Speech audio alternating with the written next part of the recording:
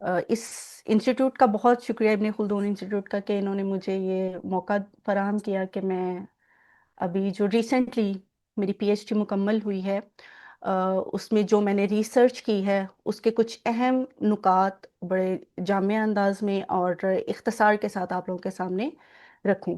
تو تھوڑا سا میں اپنا تعارف کروانا چاہوں گی۔ میرا نام ڈاکٹر مریم زکا ہے، اور ابھی ریسنٹلی میں نے گفٹ یونیورسٹی گوجرانوالہ سے اپنی پی ایچ ڈی مکمل کی ہے الحمدللہ۔ اور پی ایچ ڈی مکمل کرنے کا جو کریڈٹ ہے وہ میں بغیر کسی ایگزیجریشن کے اپنے سپروائزر کو دینا چاہوں گی۔ اور الحمدللہ ایک بڑی خوش قسمتی تھی کہ اللہ تعالیٰ نے مجھے جو سپروائزر عطا کی ہے وہ ایک ویسے ہی ویل نون پرسنالٹی ہیں، کسی طرح کے تعارف کے محتاج نہیں، سر ڈاکٹر عمار خان ناصر صاحب۔ اور الحمدللہ ثم الحمدللہ ان کی سپرمین میں ایک بڑا کنٹروورشل سا ٹاپک تھا جس کو ہم لوگوں نے کمپلیٹ کیا۔ اور اس میں بھی کسی طرح کا کوئی تردد نہیں ہے، مجھے کہنے میں کسی طرح کی کوئی آر نہیں ہے کہ ہم جتنی بھی کوشش کر لیں ہم لوگ کبھی بھی پرفیکشن کے لیول تک نہیں پہنچ سکتے، لیکن بینگ اے ہیومن جتنی ایفرٹ کر سکتے تھے، بینگ اے ہیومن ہم لوگ جتنی کوشش کر سکتے تھے ایک ریسرچ کو اور ریسرچ کوشچنس کو کمپائل کرنے کی، اس کو کنکلیوڈ کرنے کی، وہ الحمدللہ ہم نے کی۔ اور سر عمار کی ہی مہربانی تھی کہ وہ مجھ جیسے نکمے شاگرد کو وہ اس لیول پر لے آئے۔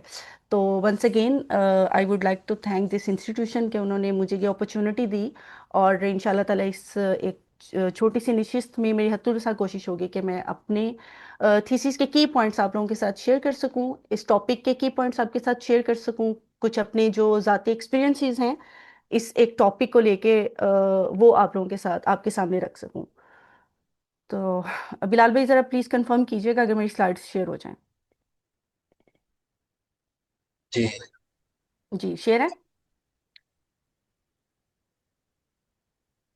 ہاں بلال جی بھائی؟ ہو گئی، جی ہو گئی ہے۔ اوکے، چلیں، thank you so much. Okay,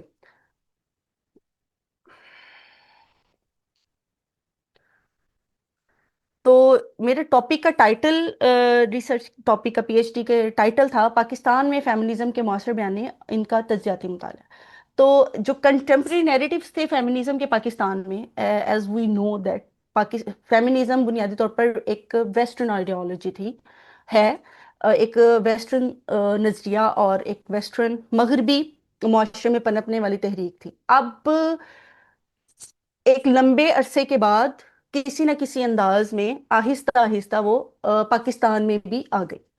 اب ہمارا جو ایک مقصد تھا اس تحقیق کا، وہ یہ تھا کہ پاکستان میں جب فیمنزم آیا ہے تو اس کے آنے کے بعد فیمنزم کے پاکستانی ایک سوسائٹی پر، پاکستانی ریاست پر کیا اثرات مرتب ہوئے؟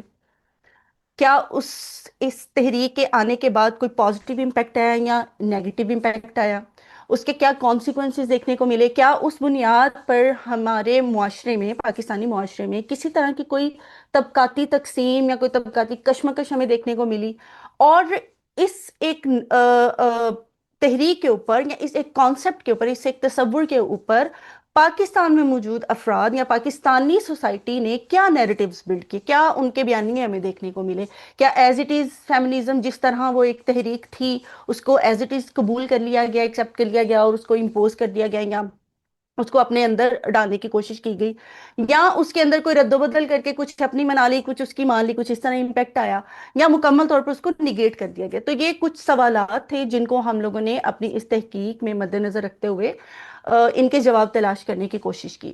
تو یہاں پر میں کچھ بنیادی سوالات جو ہم لوگوں نے اس تحریک اپنے اس پی ایچ ڈی کے تھیسس میں مد نظر رکھے، اور پوری یہ 2 سے 3 سال کی جو ہماری تحقیقی دور تھا اس میں ان 4 5 سوالات کو ہی ہم لوگوں نے فوکس کرنے کی کوشش کی، جن کو انشاءاللہ تعالیٰ ایٹ دی اینڈ مکمل جواب کے ساتھ، تفصیل کے ساتھ یہاں پر میں بیان کرنے کی کوشش کروں گی۔ تو ہمارے جو 5 بنیادی سوالات تھے، پہلا سوال تھا فیمنزم کی تعریف، نظریاتی بنیادوں اور تاریخی پس منظر کی کیا نوعیت ہے؟ دوسرا ہمارا بہت بہت اہم کوشچن تھا فیمنزم پر داخلی اور خارجی سطح پر اٹھائے جانے والے ہیں اہم اعتراضات۔ تو یہ تھوڑا ڈفرینٹ کوشچن میں نے پہلے بتایا، جیسے کہ یہ ذرا امپورٹنٹ کوشچن اس انداز سے تھا کہ یہاں پر ہم نے کسی ایک پہلو پر کی جانے والی تنقید کو مد نظر نہیں رکھا، ہم لوگوں نے کوشش کی کہ یہاں پر ہر انداز سے فیمنزم پر جو تنقید ہوئی ہے، جو کرٹیسزم فیمنزم پر ہوا ہے، وہ بے شک ویسٹرن سوسائٹی میں ہوا ہے یا ایشین سوسائٹی، یا ہم لوگ اپنے اگر اسلام کے حوالے سے بات کریں، اس سوسائٹی میں ہم لوگوں نے اس کے اوپر مذہبی ریلیجیس لیول پر اگر اس پہ کوئی اعتراض ہوا ہے تو ان تنقیدات کو بھی، ان اعتراضات کو بھی ہائی لائٹ کیا، ان کی نوعیت دیکھنے کی کوشش کی، اور ان کو کمپیئر کرنے کی کوشش کی دو کانسیپٹس کے ساتھ، کیونکہ یہ ایک ویسٹرن آئیڈیالوجی ہے تو ہماری جو ایک ریلیجیس آئیڈیالوجی اس کے ساتھ۔ تھرڈ، ہمارا کوشچن تھا، کیونکہ as I told you before کہ ہم لوگوں نے پاکستانی سوسائٹی کو، اس ریاست کو ہم لوگوں نے فوکس کیا، تو بہت قابل غور اور قابل ذکر سوال تھا ہمارا کہ پاکستان میں فیمنزم نے خواتین کے حقوق اور قانون سازی پر کیا اثرات مرتب کیے۔ As I told you before کہ کیا پاکستان پہ کوئی ایفیکٹ ہوا ہے، کسی طرح کا کوئی پازیٹیو امپیکٹ آیا، کوئی نیگیٹو امپیکٹ ہے؟ اس سے بھی زیادہ امپورٹنٹ چیز تھی کہ کیا فیمنزم کے آنے کے بعد پاکستان میں کسی طرح کی کوئی پازیٹیو کائنڈ آف لیجسلیشن ہوئی ہے خواتین کے حوالے سے؟ تو اس میں بھی ہم لوگوں نے اس کو ٹارگٹ کیا، اس ٹاپک کو بھی۔ فورتھ کوشچن تھا ہمارا کہ راسخ العقیدہ مذہبی طبقہ فیمنزم کے بارے میں کیا موقف رکھتا ہے، کیونکہ جب ہم پاکستان کی بات کر رہے ہیں تو it's not an ordinary state, it is basically Islamic republic Pakistan. تو اسلامک ریپبلک پاکستان یعنی کہ ایک religious background having state ہے، تو وہاں کے جو ریلیجیس طبقہ ہے، ٹریڈیشنل طبقہ ہے، کیا اس کا فیمنزم کے بارے میں کوئی موقف ہے تو وہ کس انداز کا ہے، اس کو ہم لوگوں نے ہائی لائٹ کیا۔ اور last but not the list, بہت اہم سوال تھا، اور پوری ریسرچ کو ہم کنکلوڈ بھی اس سوال کے ساتھ کر سکتے تھے کہ کیا خواتین کے لیے اسلام کے بیان کردہ حقوق اور مغربی فیمنزم میں کسی طرح کی کوئی مماثلت یا اختلاف موجود ہے؟ تو ایک بہت نیوٹرل پرسن ہو کر اگر ہم اس کا کمپیریزن کریں، جو کہ ہم لوگوں نے کوشش کی، اور ابھی آپ سے انشاءاللہ تعالیٰ یہ کمپلیٹ ہونے کے بعد آبویسلی آپ سے کوشچنز لیں گے، تو یہ بھی پوچھنے کی کوشش کریں گے کہ آپ کو لگا کہ ہم لوگوں نے بڑے نیوٹرل ہو کے ریسرچ کی؟ تو یہ ایک بڑا اہم سوال تھا جس پر ہم لوگوں نے کافی ورک کرنے کی کوشش کی، اور بہت سارے ایسے نکات ہمارے سامنے آئے جن کو اگر ہم اڈاپٹ کریں تو پاکستانی سوسائٹی میں اس کے بہت پازیٹیو امپیکٹس آ سکتے ہیں۔ اوکے، نیکسٹ ہمارا جو تھیسس تھا، جو ہمارا مقالہ تھا، وہ 4 چیپٹرز پر تقسیم کیا گیا تھا۔ اس کو 4 چیپٹرز تھے، اور ہر چیپٹر کے 2 فصول تھیں، 2 فصلیں تھیں ہر چیپٹر کی، اور ان کو کس انداز سے تقسیم کیا میں وہ آپ کے سامنے رکھوں گی، اور انشاءاللہ تعالیٰ اس کی بہت اختصار کے ساتھ اس کی جو اس کا خلاصہ ہے وہ بھی پیش کرنے کی کوشش کروں گی۔ تو سب سے پہلے جو ہمارا چیپٹر تھا، فیمنزم، تعارف، مقاصد اور تاریخ، اس کی پہلی فصل کا ٹائٹل کچھ اس طرح تھا کہ فیمنزم کا تعارف اور فکری پس منظر۔ تو سب سے پہلے فیمنزم کی تعریف، بیسیکلی یہ ایک نارمل تحریک نہیں ہے، جیسے ابھی میں آگے اس کی تاریخ کی بات کروں گی تو وہ نکات جو تاریخ پر نظر دوڑانے کے بعد ہمیں ملے، وہ بھی اس چیز کو ثابت کرتے ہیں کہ یہ عام تحریکوں جیسی تحریک نہیں تھی۔ اچھا، یہ ایک عالمی اور فکری تحریک تھی، ایک نظریاتی تحریک تھی، اس کا ایک باقاعدہ طور پر ایک نیریٹو تھا، نظریہ تھا، اور اس کا بنیادی جو مقصد تھا یا اس کا لب لباب اگر ہم لوگ کہیں تو وہ خواتین کو مردوں کے مساوی حقوق دلانا، nothing else, equality, gender equality can say. مغرب میں اس کی ابتدا ہوئی 19ویں صدی میں، اور اب اس کے جو یونیک پیٹرنز ڈیورنگ ریسرچ ہماری نظر سے گزرے، ان میں سے سب سے یونیک پیٹرن، اب دنیا میں ہم کسی بھی تحریک کی بات کریں، ایون کہ اگر ابھی ہم لوگ اپنی کنٹمپرری ایرا کی بات کریں تو ہماری نظر سے ہمارے ایون کہ ہمارے اپنے پاکستان میں اس میں بہت ساری تحریکیں چل رہی ہیں۔ تحریک کو بڑھوتری دینے کا تصور، یا اس کا جو ایک آپ یہ کہہ سکتے ہیں کہ اس کا طریقہ کار کیا ہوتا ہے کہ اگر آپ کا کوئی نیریٹو ہے یا آپ کا کوئی مقصد ہے جس کو آپ حاصل کرنا، کوئی آبجیکٹو ہے، اس کو کسی تحریک کے ذریعے آپ حاصل کرنا چاہتے ہیں تو آپ کیا کریں گے؟ بہت آسان سا طریقہ، جلوس نکال سکتے ہیں، آپ جلسے کر سکتے ہیں، آپ اپنا احتجاج ریکارڈ کروا سکتے ہیں، دس اینڈ دیٹ۔ اب فیمنزم کی جو تحریک ہے، اس کی ایک یونیک پیٹرن جو دیکھنے کو ملا وہ یہ تھا کہ یہ کسی جلسے، جلوس، یا آپ یہ کہہ سکتے ہیں کہ کسی احتجاج کے ریکارڈ کروانے سے پروان نہیں چڑھی۔ اس کو اسٹرانگ کرنے کا، یا اس کو یہ کہہ سکتے ہیں کہ اس کو प्रोग्रेस किस अंदाज से मिली, वो था एक बहुत स्ट्रॉन्ग पॉइंट, लिटरेचर। अब ये भी एक अंडरस्टूड चीज है, अगर हम लोग वेस्टर्न सोसाइटी की बात करें तो ये वेस्टर्न सोसाइटी में पैदा हुई है, ये वहां पर पनपने वाली तहरीक है। अब डेफिनेटली ये एक स्पेसिफिक तबके को रिप्रेजेंट कर रही है, यानी खवातीन। अब खवातीन की तहरीक है, खवातीन हक अपने हकूक हासिल करना चाहती हैं, तो ऑब्वियसली वो बाहर निकलेंगी, वो अपने एहतजाज रिकॉर्ड करवाएंगी तो ही पॉसिबल है। लेकिन वेस्टर्न सोसाइटी का अलमिया उस वक्त का ये था कि खवातीन को तो तालीम भी हासिल करने की इजाजत नहीं थी, बुनियादी तालीम की भी अगर बात करें तो उसकी भी इजाजत खवातीन को नहीं थी। तो क्या ये उनके लिए पॉसिबल था कि वो अपने ही हकूक के लिए लड़ना चाह रही हैं और वो बाहर आके, जिनको स्कूल तक जाने की या बेसिक एजुकेशन की भी इजाजत नहीं है, वो निकलेंगी और वो वहां पर जाके एहतजाज रिकॉर्ड करवाएंगी और सोसाइटी उनको करने देगी? नहीं। तो इसके लिए जो सबसे खूबसूरत अंदाज इख्तियार किया गया और वो इतना स्ट्रॉन्ग था जिसने इसको बहुत स्ट्रेंथन किया, इस तहरीक को, वो था लिटरेचर। तो अब अगर इसके बिल्कुल नुक्ते आगाज की मैं बात करूं तो सबसे पहले फ्रांस में असेंबली में, फ्रांस की असेंबली में एक बिल पास हुआ बेसिक एजुकेशन का, जिसमें हायर एजुकेशन, आला तालीम को मुकय्यद कर दिया गया मर्द हजरात के साथ। और ये बिल में हाईलाइट कर दिया गया कि खवातीन को सिर्फ बुनियादी तालीम दी जाए, इतनी जितनी उनको घरगृहस्ती में काम आ सके, नथिंग एल्स। अब इसके आप ये कह सकते हैं कि इसको अपोज करने के लिए या इसके जवाब में मैरी वॉलस्टोन, इन्होंने सबसे पहला अपना एक पंफलेट इंट्रोड्यूस करवाया, जो कि अब vindication of the rights of women, खवातीन के हकूक की पासदारी के नाम से इंट्रोड्यूस करवाया 1862, 1862, यानी कि ऑफिशियली पहला कोई आप ये कह सकते हैं कि पहला पर्चा, अगर कोई तहरीर, अगर कोई मंजर आम पर आई खवातीन के हकूक के हवाले से, तो वो ये थी मैरी वॉलस्टोन की।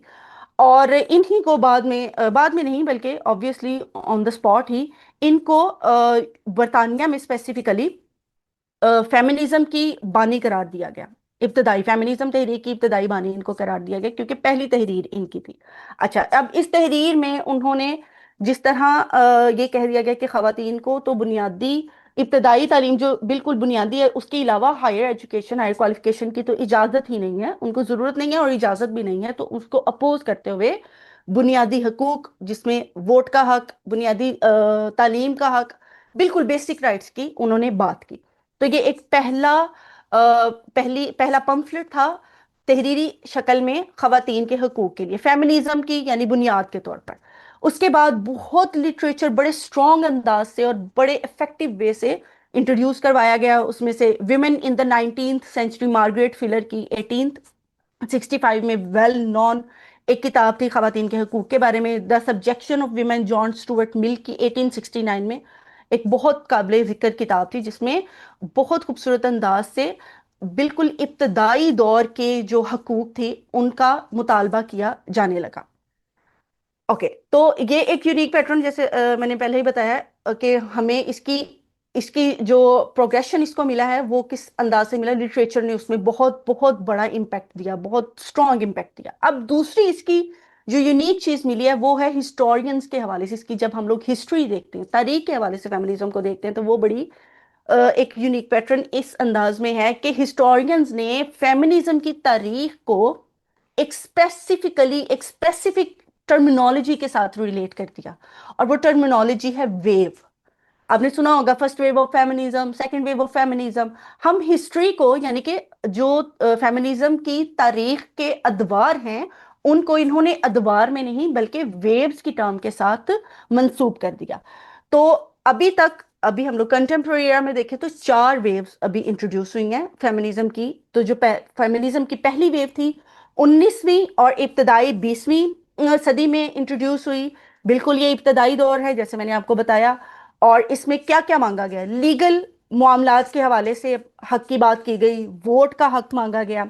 और जो पहली इस्तेलाह फेमिनिज्म के लिए, फर्स्ट वेव ऑफ फेमिनिज्म के लिए हुई, वो मार्था लेयर ने इस्तेमाल की न्यूयॉर्क टाइम्स मैगजीन में फर्स्ट टाइम। अच्छा, मैरी वॉलस्टोन, जैसे मैंने आपको पहले बता दिया, उन्हीं को ये सारा सेहरा जाता था फेमिनिज्म का, कि उन्होंने एक छोटे से पम्फलेट में अपने हकूक की बात की और आहिस्ता आहिस्ता वो एक नुक्ता आगाज था, उससे ایک لمبی تحریک کا آغاز ہو گیا۔ دوسری جو اس کی ویو ہمیں دیکھنے کو ملتی ہے وہ تھی، جیسے میں نے بتایا کہ یہ بالکل بیسک رائٹس کی بات ہوئی، تو سیکنڈ ویو میں جو 1920 ٹو 1980 تک ہمیں دیکھنے کو ملتی ہے، اس میں ان کے کانسیپٹس اور ان کی جو ڈیمانڈس تھیں، آبجیکٹیوز تھے، وہ بڑھ گئے۔ اب دیکھیں پہلی تحریک جب چلی اور اس میں پہلی ویو جب چلی اور اس میں ایٹ دی اینڈ ان کو فیل ہوا کہ بہت سارے معاشرے کے افراد، اس میں مرد حضرات بھی موجود ہیں، وہ اٹھے ہیں، انہوں نے ان کی اس تحریک کو یا ان کے ان آبجیکٹیوز کو کنسیڈر کیا ہے اور ان کو ان کے وہ بنیادی حقوق دینے شروع ہو گئے ہیں، تو وہاں سے ان کو ایک حوصلہ ملا کہ we can go for our next step. So second wave میں انہوں نے جنسیت، خاندان، گھریلو زندگی، تولیدی حقوق، قانونی عدم مساوات، گھریلو تشدد، ازدواجی عصمت دری، employment, equal opportunity of employment اور ایکول سیلری میلز اور فیمیلز کی، اس حوالے سے یہ کانسیپٹس انہوں نے اور یہ آبجیکٹیوز انہوں نے سامنے رکھنا شروع کر دیے۔ اور 1980 میں at the end of this phase, at the end of this specific era, گھریلو تشدد اور جنسی ہراسگی کے بہت سارے قوانین نافذ ہوئے۔ تو یہ جہاں پر کوئی قانون نافذ ہوتا تھا، ان کے ایک کوئی بھی ایک جو انہوں نے نقطہ اٹھایا ہوتا تھا، تو وہ کوئی بل پاس ہوتا تھا یا کوئی بھی نوٹیفیکیشن آتا تھا، تو وہ ان کی ایک کامیابی ہوتی تھی۔ تو جہاں پر انہیں اپنے دوسری ویو میں اٹھائے گئے جو مقاصد وہ چاہ رہے تھے حاصل کرنا، جب ان کی طرف سے ان کو کامیابی ملی، تو انہوں نے اس چیز کو سوچا کہ اب ڈیفینیٹلی ہم لوگ اپنی تھرڈ ویو، یعنی کہ فرسٹ اسٹیپ بنیادی مقاصد، سیکنڈ اسٹیپ جس میں تھوڑے سے ہائر لیول کی، اور تھرڈ اسٹیپ میں چیزیں اور بہتر ہونا شروع ہو گئی اور ان کی جو آبجیکٹیوز تھے وہ ایکسٹینڈ ہونا شروع ہو گئے۔ تھرڈ ویو کا جو فرسٹ ٹائم ٹرمینالوجی ہے وہ بھی ایک فیمیل رائٹر ہیں، ریبیکا واکر، انہوں نے ایم ایکس میگزین میں 1992 میں پہلی دفعہ اپنے آرٹیکل میں اس کے لیے یہ terminology third wave of feminism کا ذکر کیا۔ یہ 1990 تا 2000 کے دوران بہت بہت پروان چڑھی، اور کیونکہ یہ وہ دور ہے جب انٹرنیٹ آ چکا ہے، تو انٹرنیٹ کے آنے کے ذریعے سوشل میڈیا اور یہ تمام چیزوں تک اویلیبلٹی ان کی خواتین کی آسان ہو گئی، تو ان کے لیے اپنے مقاصد کو یا اپنے حقوق کو اور اچھے انداز سے منظر عام پر لانا بھی آسان ہو گیا۔ تو جنسی ہراسگی، گھریلو تشدد، نجی معاملات میں عورت کو حق، توہین آمیز اصلاحات جو کہ ویسٹ میں بہت کامن تھا، خواتین کے لیے بہت گھٹیا الفاظ بھی استعمال کیے جاتے تھے، ان پر پابندی، اور یہ تمام مقاصد انہوں نے سامنے رکھے۔ اور ہسٹورینز، اسپیسیفکلی فیمنسٹ ہسٹورینز، کہتے ہیں کہ جو تھرڈ ویو تھی فیمنزم کی، جب انٹرنیٹ کا بالکل آغاز ہے، تو وہ اس ویو کے دوران خواتین کو سب سے زیادہ کامیابی ملی، فیمنزم سب سے زیادہ مضبوط اور مربوط انداز میں منظر عام پر آیا۔ Last but not the least, fourth wave of feminism جو 2012 کے آس پاس اور ابھی کا جو ہمارا دور چل رہا ہے، یہ اسی میں کنسیڈر ہوگا۔ یہ انٹرنیٹ کی اور آسان ترسیل، آسان اویلیبلٹی، وہ علاقے جہاں پر 2000 تک تو ہمیں انٹرنیٹ اور سوشل میڈیا جیسی چیزیں اویلیبل نظر نہیں آتی، لیکن اس دور میں وہ تمام ممالک جن کو ترقی پذیر ممالک بھی کہہ سکتے ہیں، وہ ممالک جہاں پر 2000 تک بالکل بھی خواتین کی بنیادی چیزوں پہ بھی بات نہیں ہو رہی تھی، وہاں تک بھی اپروچ ہو گئی اور وہاں تک بھی فیمنزم نے اپنا ایفیکٹ دکھانا شروع کر دیا۔ تو یہ بیسیکلی ہمارے پاس آ گئی 4 ویوز آف فیمنزم۔ اب ایک اور قابل ذکر نقطہ فیمنزم کے حوالے سے، جو کہ جب ہم لوگ بالکل رینڈملی چیزوں کو گو تھرو کر رہے ہوتے ہیں تو یہ کانسیپٹ نہیں آتا، لیکن جب ڈیپلی ریسرچ کرتے ہیں تو آبویسلی یہ نقطہ بھی انسان کے ذہن میں آتا ہے۔ فیمنزم، جیسے کہ میں نے اسٹارٹ میں بتایا، یہ تو ایک ویسٹرن موومنٹ ہے نا، یہ ویسٹرن تھاٹ ہے۔ تو کیا یہ سارے ویسٹ میں اکٹھی آ گئی؟ نہیں، یہ سارے ویسٹ میں اکٹھی نہیں آئی، موسٹ پروبیبلی برطانیہ میں اگر 1910 میں یا 1900 میں فیمنزم کی فرسٹ ویو چل رہی ہے، تو موسٹ پروبیبلی جرمنی میں فیمنزم کی فرسٹ ویو آپ کو 1930 یا 1940 میں دیکھنے کو ملے گی۔ تو سوسائٹی بائی سوسائٹی فیمنزم کی ویوز ویری کی۔ تو سملرلی ایشین کنٹریز میں، جہاں یورپ میں فیمنزم اپنی تھرڈ اور فورتھ ویو پر پہنچ چکا تھا، ایشین ممالک میں یہ پہلی ویو متعارف ہوئی۔ تو اس پہلی ویو کے اثرات بہت بہت زیادہ افیکٹو تھے. اس کی بنیادی وجہ یہ تھی کہ یہ جس دور میں آئی ہے یہ ہے انٹرنیٹ، سوشل میڈیا کا دور. کوئی بھی چیز کسی سے پوشیدہ نہیں ہے. اب وہ جو تحریک 1900 کے بالکل آغاز میں برطانیہ میں انٹروڈیوس ہوئی ہے، تو اس کو اپنا ایک مقصد دوسرے خطے کے خواتین تک پہنچانے میں بہت وقت لگتا تھا، تو اس کو اپنے مقاصد حاصل کرنے میں بھی بہت ٹائم لگا. لیکن اس دور میں جب جن ممالک میں فیمنزم اب انٹروڈیوس ہوا، اس نے بہت سپیڈ کے ساتھ اپنے مقاصد حاصل کیے، بہت سپیڈ کے ساتھ اپنی جگہ بنائی. اور اس کی فیمنزم کی چوتھی ویو کا جو ایشین کنٹریز کے اوپر ایفیکٹ ہوا ہے، ان میں سے ہندوستان ایک بہت قابل ذکر ریاست ہے اس معاملے میں. خواتین کے حقوق کے حوالے سے ریلیجیسلی بھی دیکھا جائے تو ہندوازم میں کافی چیزیں اس طرح تھیں جن کو نگیٹ کرنا فیمنزم نے بڑا اپنا بنیادی مقصد ہی سمجھا، اور وہ بہت حد تک کامیاب بھی ہوئی. تو فورتھ ویو آف فیمنزم جو کہ یورپ کے لیے یا ویسٹ کے لیے فورتھ ویو ہے، لیکن ایشین کنٹریز کے لیے وہ فرسٹ یا سیکنڈ ویو ہے. اس نے آتے ہی بہت بہت اسٹرانگلی اپنے افیکٹس دیے، اور جس میں قابل ذکر چینجز دیکھنے کو ملی. اور اس دوران کچھ ایسے سانحات بھی ہوئے جس میں جیسے میں نے ہندوستان کی بات کریں تو دلی گینگ ریپ ہو گیا، می ٹو موومنٹ، یہ تمام چیزیں بہت، یہ ایک افیکٹ، یہ سانحات تو ہوئے لیکن انہوں نے بڑے پازیٹیو امپیکٹ دیے اور فیمنزم کو اور اسٹرینتھن کیا. تو بلیک نوائز پروجیکٹ 2003 میں ہندوستان میں آیا، یہ خواتین کے حقوق کے لیے ایک بہت اسٹرانگ پروجیکٹ تھا. سلٹ واک ہوئی 2011 میں، یہ نہ صرف ہندوستان میں ہونا ایک بہت اچنبے کی بات تھی 2011 میں ہوئی، لیکن یہ different European countries, western countries میں بھی ریگولر خواتین کے حقوق کے لیے کی جانے لگی. بریک دا کیج 2015 میں ایک بہت اسٹرانگ تحریک متعارف ہوئی ہندوستان میں، جس کے بعد بہت اسٹرانگ قسم کے لیجسلیشنز ہندوستان کی ریاست میں ہوئے، اور ہندوستان سے منسوب پاکستان میں بھی اس کے اسی طرح پروز اینڈ کونس ہم لوگوں نے دیکھے. اچھا، اب جہاں پر ابھی ہم لوگ فیمنزم کا ذکر کر رہے ہیں، تو یہ ایک بہت بڑی حقیقت ہے دنیا کی کہ جہاں پر آپ کے پاس کوئی بھی کانسیپٹ آتا ہے تو اس کا اینٹی کانسیپٹ بھی ہمیشہ آتا ہے. تو جہاں فیمنزم آئی، جتنی اسٹرینتھ کے ساتھ فیمنزم آئی، اسی اسٹرینتھ کے ساتھ اینٹی فیمنزم بھی دیکھنے کو ملا. اب اس سے بھی بڑی چیز یہ کہ یہ جس سوسائٹی میں آئی، آبویسلی وہاں پر فیمنزم کی ضرورت تھی، تو وہاں پر فیمنزم متعارف ہوئی. اب مزے کی چیز یہ کہ اینٹی فیمنزم مڈل ایسٹ میں نہیں آیا. ویسٹ میں اگر فیمنزم انٹروڈیوس ہوا ہے تو ویسٹ میں ہی اینٹی فیمنزم انٹروڈیوس ہوا ہے. اس کی اس کی جو مخالفت ہے وہ بھی اسی سوسائٹی میں دیکھی گئی.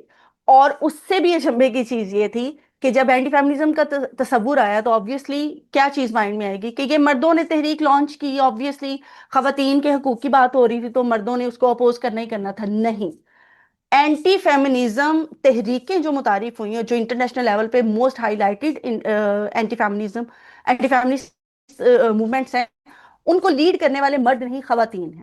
ان میں سے ایک دو کا میں آگے انشاءاللہ تعالی ذکر بھی کرتی ہوں. مردوں کے حقوق کی تحریک 1970 میں آئی، روایتی خواتین کے حقوق کی تحریک. اس کے بعد women against feminism movement, well known movement تھی، ویسٹ میں آئی فیمنزم کی مخالفت میں.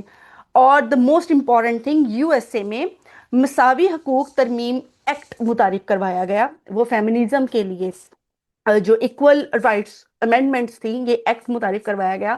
لیکن اس ایکٹ کو پاس نہیں ہونے دیا گیا، اس امینڈمنٹ کو پاس نہیں ہونے دیا گیا، اور اس کی سب سے بڑی مخالفت کسی میل نے نہیں کی، ایک بہت اسٹرانگ فیمیل نے کی، فیلس شلیفلے. یہ اینٹی فیمنزم تحریک کی بانی بھی تھی، اور انہوں نے اینٹی فیمنسٹ اس لیول کی تحریکیں چلائیں کہ وہ خواتین جو کچھ عرصے کے لیے سوچ رہی تھی کہ ہم بھی فیمنزم ہیں، ہم بھی فیمنسٹ ہیں اور ہمیں بھی حقوق چاہیے، وہ بھی جا کے اس کی تابے داری میں یا اس کے بالکل ساتھ کھڑا ہونا شروع ہو گئے. اس نے اس انداز سے اینٹی فیمنسٹ تحریکوں کو متعارف کروایا کہ یہ ہماری سوسائٹی کو کس طرح ڈیمیج کر رہی ہیں. اس کا ایک اور بڑا قابل ذکر جو تحریک تھی وہ تھی اینٹی ابارشن رائٹس. اس نے اینٹی ابارشن رائٹس بھی انٹروڈیوس کروائے اور اس کو بھی بہت اسٹرانگلی پروموٹ کیا اس نے اور اس سے منسوب بہت سارے افراد نے. تو جہاں پر ہمیں فیمنزم دیکھنے کو ملی، وہاں پر ہمیں ایکسٹریم لیول پر اینٹی فیمنزم بھی دیکھنے کو ملی. سیکنڈ چیپٹر ہمارا تھا فیمنزم میں داخلی اور خارجی تنقیدات، جیسے میں نے ریسرچ کوشچن کو ذکر کرتے ہوئے بتایا. اب وہی بات کہ یہ ویسٹ کی ایک تحریک تھی، تو کیسے، آبویسلی وہاں پر ضرورت تھی تو یہ تحریک متعارف ہوئی. اب مزے کی چیز یہ ہے کہ اسی سوسائٹی میں اس پر ایکسٹریم لیول کا کریٹیسزم ہوا، مرد اور عورت دونوں. اس میں کوئی جینڈر ڈسکرمنیشن میں بالکل بھی نہیں کروں گی. جہاں پر خواتین، مردوں نے اٹھ کر اس تحریک کی مخالفت کی، خواتین نے بھی، ٹریڈیشنل فیملی سے بلونگ کرتی ہوئی بہت ساری خواتین نے بھی اس تحریک کی مخالفت کی. اچھا، اب داخلی اور خارجی جو کرٹیسزم ہوا یا جو آرگیومنٹس دیے گئے وہ کیا کیا تھے. تو فیمنزم کے اوپر جو ایک بہت اسٹرانگ قسم کا ایک کرٹیسزم آیا وہ یہ تھا کہ یہ ایک وکٹم تھیری ہے. یعنی کہ ایک خواتین کو یہاں پر بالکل وکٹم کے طور پر پیش کیا جا رہا ہے، اور ایک ہمدردانہ تصور ڈیولپ کیا جا رہا ہے، اور یہ نہیں دیکھا جا رہا کہ ان کی وکٹمائزیشن ختم کرتے کرتے اب سوسائٹی میں مرد وکٹم بنتا جا رہا ہے. اور یہ ایک بہت بڑی حقیقت ہے، ویسٹ کی تو بہت بڑی حقیقت ہے. اور اس کی بہت ساری مثالیں ہمیں ہمارے معاشروں میں بھی ملتی ہیں، جہاں پر ابھی فیمنزم اس لیول میں ایگزسٹ نہیں کرتا، یا وہ والا ویسٹرن فیمنزم اس طرح ایگزسٹ نہیں کرتا. تو یہاں پر بہت ساری اگزامپل، ابھی ریسنٹلی انڈیا کا ایک واقعہ میں نے دیکھا. I am not sure about the name of that person, کہ خاتون نے اس کی اتنی انکم نہیں تھی یا کچھ اس طرح مالی معاملات کے وجہ سے اس کو بہت زیادہ تنگ کیا کہ اس کو سوسائڈ کرنی پڑی، اور ایٹ دی اینڈ اس کا پھر سوسائڈ لیٹر بھی بہت زیادہ وائرل ہوا. اور وہ یہی تھا کہ اب obviously خواتین کے حقوق کی ضرورت تھی، لیکن بعض چیزیں بہت ایکسٹریم لیول پر چلی جاتی ہیں کہ اس کو کورٹ کی طرف سے غالباً، اگر میں غلط نہیں کہہ رہی، جو میرے مائنڈ میں وہ واقعہ ہے، کچھ اس طرح تھا کہ کورٹ نے خاتون نے اس سے ڈائیورس لینی تھی، اور پھر اس کے بعد اس کا خرچ وغیرہ لگنا تھا، اور اس کی کیپیسٹی سے زیادہ اسے مانگا جا رہا تھا، اور ہر طرح اس کو ٹرامیٹائز کیا جا رہا تھا. تو ایٹ دی اینڈ اس کو سوسائڈ کرنی پڑی. تو وہ جو تصور ہے وکٹم فیمنزم کا، وہ اس کی بہت ساری اگزامپلز آپ کو یورپ میں تو آبویسلی ملیں گی، ویسٹ میں تو ملیں گی، اب آپ کو ان ریاستوں میں بھی دیکھنے کو ملیں گی جہاں پر ابھی وہ بالکل سٹارٹنگ اپنے فیز میں چل رہا ہے. تو یہ ایک بڑی پرومیننٹ قسم کی ایک نکتہ تھا، تنقیدی نکتہ تھا. اس کے بعد ایکسٹریم آئیڈیالوجی آف فیمنزم، یہ ایک بہت زیادہ کریٹیسزم کے دوران، تنقید کے دوران یہ تنقیدی پہلو بھی قابل ذکر رہا ہے ہمیشہ، کہ جو فیمنزم کی آئیڈیالوجی وہ بہت ایکسٹریم ہے. یعنی کہ وہ ایک طبقے کو تو بہت پریویلیج دینا چاہ رہا ہے، بہت زیادہ اس کو سکون دینا چاہ رہا ہے، لیکن جو دوسرا طبقہ ہے اس کو اسی طرح نگیٹ کر رہا ہے. اس کے بعد جینڈر رول ڈسکریمنیشن، اب یہ بھی ایک بڑا قابل غور نقطہ جو کرٹکس ہیں وہ پیش کرتے ہیں کہ یہ تو رائٹس کی ایک موومنٹ ہے نا. تو اگر آپ خواتین کے حقوق کی بات کر رہے ہیں تو ڈیفینیٹلی آپ کو مردوں کی بھی بات کرنی چاہیے. آپ ایک جینڈر کو تو بہت پروموٹ کر رہے ہیں، دوسرے جینڈر کو خود ہی بہت بری طرح رونتے ہوئے ان کے حقوق کو بالکل سلب کیا جا رہا ہے، ان پہ آپ بات کرنا ہی پسند نہیں کرتے.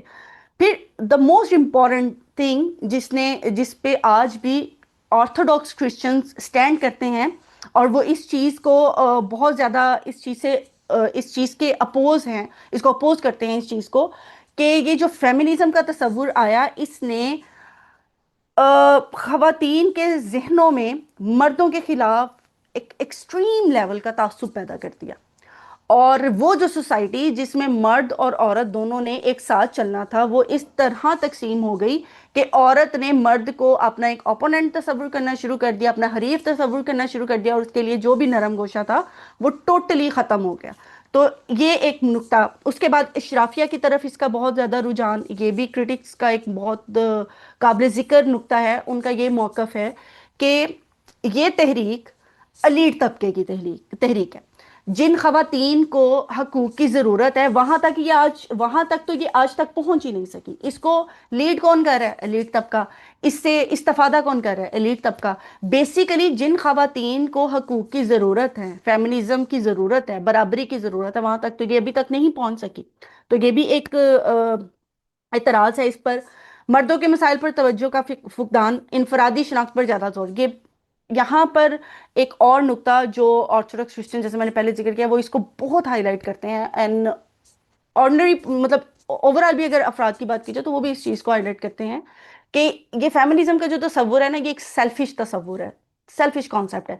इसमें खातून को हकूक हासिल करने की बात की गई और खातून को ये सिखा दिया गया कि भाई आपकी ज़ात के अलावा कोई चीज़ एग्जिस्ट नहीं करती। अगर आपको ये फील हो रहा है ना कि आपकी ज़ात यहाँ पर इग्नोर होगी और आपको फैमिली को इग्नोर कर देना चाहिए, तो आप फैमिली को बिल्कुल भी उस मामले में इंपॉर्टेंस ना दें, आप अपनी ज़ात को इंपॉर्टेंस दें। तो एक इनफरादी शनाख्त पर बहुत ज़्यादा जोर दिया दिया जाता है। फिर बायोलॉजिकल जो डिफरेंस अल्लाह ताला ने या कुदरत ने मर्द और औरतों में डेवलप किया, ये उसको भी डिनाई कर रही हैं। इस लेवल की डिनाइल फॉर्म है कि एक हमारा एक इसी थीसिस के दौरान, इस रिसर्च के दौरान हम लोग क्लासिफिकेशन ऑफ फेमिनिज्म पर काम कर रहे थे। तो उस दौरान एक क्लासिफिकेशन को एक किस्म को डिटेल में डिस्कस करते हुए एक तस्वुर मेरे सामने आया जो कि वेस्ट का तस्वुर है कि फेमिनिज्म क्या है। बेसिकली वो किस तरह उसको रिलेट करना चाह रहे थे कि दुनिया में औरत है ही नहीं, औरत का कोई तस्वुर नहीं है। औरत को किसने बनाया है? सोसाइटी ने। सोसाइटी औरत के अंदर डाल रही है कि तुम बिल्कुल सिनफ नाजुक हो, तुम सिर्फ केयर टेकर हो सकती हो, तुम्हारे अंदर नर्सिंग किस काइंड ऑफ जो है ना हैबिट्स अल्लाह ताला ने रखी हैं, तुम्हारी नेचर इस तरह अल्लाह ताला ने डेवलप की। नहीं, औरत और मर्द कोई चीज नहीं है, दोनों इक्वल हैं। तो औरत की जहन साजी करके औरत को औरत बनाया जाता है। तो इस तस्वुर का भी हम लोग देखते हैं, ये भी तस्वुर मौजूद है फेमिनिज्म में। तो उसके बाद इस पर और जो दाखिली तनकीद होती है वो इस तरह भी है कि ट्रांस इश्यूज पर ये बात नहीं करता, नस्ल परस्ती से निमटने में ये बिल्कुल नाकाम है। नस्ल परस्ती से निमटने से मुराद ये है कि आज भी वेस्ट में जो ब्लैक कम्युनिटी है उसको उसी तरह निगेट किया जाता है जो आज से कई साल पहले किया जाता था। तो फेमिनिज्म आज भी गोरी खवातीन के लिए फेमिनिज्म है, जो स्याह फाम खवातीन हैं उनके लिए आज भी कोई बुनियादी हकूक और दिस एंड दैट चीज़ें अवेलेबल नहीं हैं। तरक्की पजीर ममालिक के खवातीन के मसाइल को मुकम्मल तौर पर इग्नोर किया जाता है और ये भी एक बहुत बड़ी हकीकत है। जब इन पर मोतरजीन एतराज़ करते हैं तो वो ये भी दलील देते हैं कि वेस्ट के बहुत सारे ममालिक, चले जी स्टार्टिंग में ऑब्वियसली खवातीन को ज़रूरत थी हकूक की, वो मिल गए। उसके बाद इन्होंने क्या किया, उन ममालिक में गए गए जहाँ पर खवातीन को आज भी ज़रूरत है, या उन खवातीन को फोकस करने की कोशिश की जो वाक़ई इन चीज़ों के की मुंतज़िर हैं या उनको ज़रूरत है। नहीं, तो वो इस तरह जो जहाँ पर बेसिकली फेमिनिज्म की ज़रूरत है उन मसाइल को बिल्कुल भी ये फोकस नहीं कर पा रही, इग्नोर कर रहे हैं। और रवायती ख़ानदानी ढांचे को ये मुकम्मल तौर पर कमज़ोर करने वाला कॉन्सेप्ट है, क्योंकि जो ख़ानदान का तस्वुर है वो जुड़ा है औरत के साथ। इसमें कोई भी शक नहीं है, इसमें मेरा नहीं ख्याल कि कोई भी इस चीज को अपोज कर सकता है। तो जब आपने खातून को ही ये एक इंडिविजुअल पर्सनैलिटी पर फोकस करना सिखा दिया, तो डेफिनेटली जो एक खानदान फैमिली स्ट्रक्चर है, फैमिली कल्चर, वो बिल्कुल भी नहीं चल पाएगा और उसकी डिस्ट्रक्शन हम वेस्ट में बहुत खुले अंदाज से देखते हैं। अब उसके बाद अगर हम लोग फेमिनिज्म और हकूक निस्वां का एक जो इस्लामी तस्वुर है, या बेसिकली वेस्टर्न फेमिनिज्म और इस्लामी हकूक निस्वां को दोनों को कंपेयर करें, तो जैसे मैंने आपको बताया कि एक बड़ा काबिल जिक्र नुक्ता था कि इनके कंपैरिजन के बाद हमारे पास क्या क्या चीज़ें आएंगी। क्या हमारे पास कोई सिमिलैरिटीज आएंगी या सिर्फ डिफरेंसेस आएंगे, या सिर्फ सिमिलैरिटीज आएंगी और कोई डिफरेंस नहीं आएगा। तो ये भी एक काबिल गौर नुक्ता था। तो जब हम लोगों ने इन दोनों तहरीकों के बुनियादी नुकात को और उनके जो बुनियादी ऑब्जेक्टिव्स हैं उनको आपस में कंपेयर किया, तो ऑब्वियसली हमारे पास बहुत सारे नुकात आए, मुमासलत सिमिलैरिटीज़ हमारे पास बहुत सारी आई।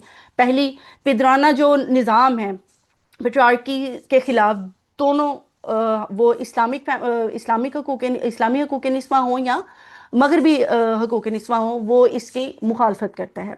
ख़वातीन के तालीम की वकालत, ये दोनों तसव्वुर करते हैं।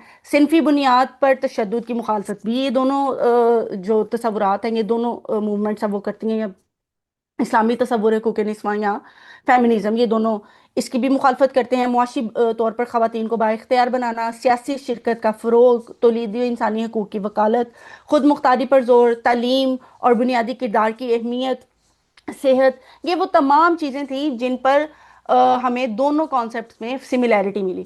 और अगर डिफरेंसेस की बात की जाए तो वो भी बहुत बेसिक थे। मुसावात का जो नुक्ता नज़र है वो दोनों में बिल्कुल मुख्तलिफ है।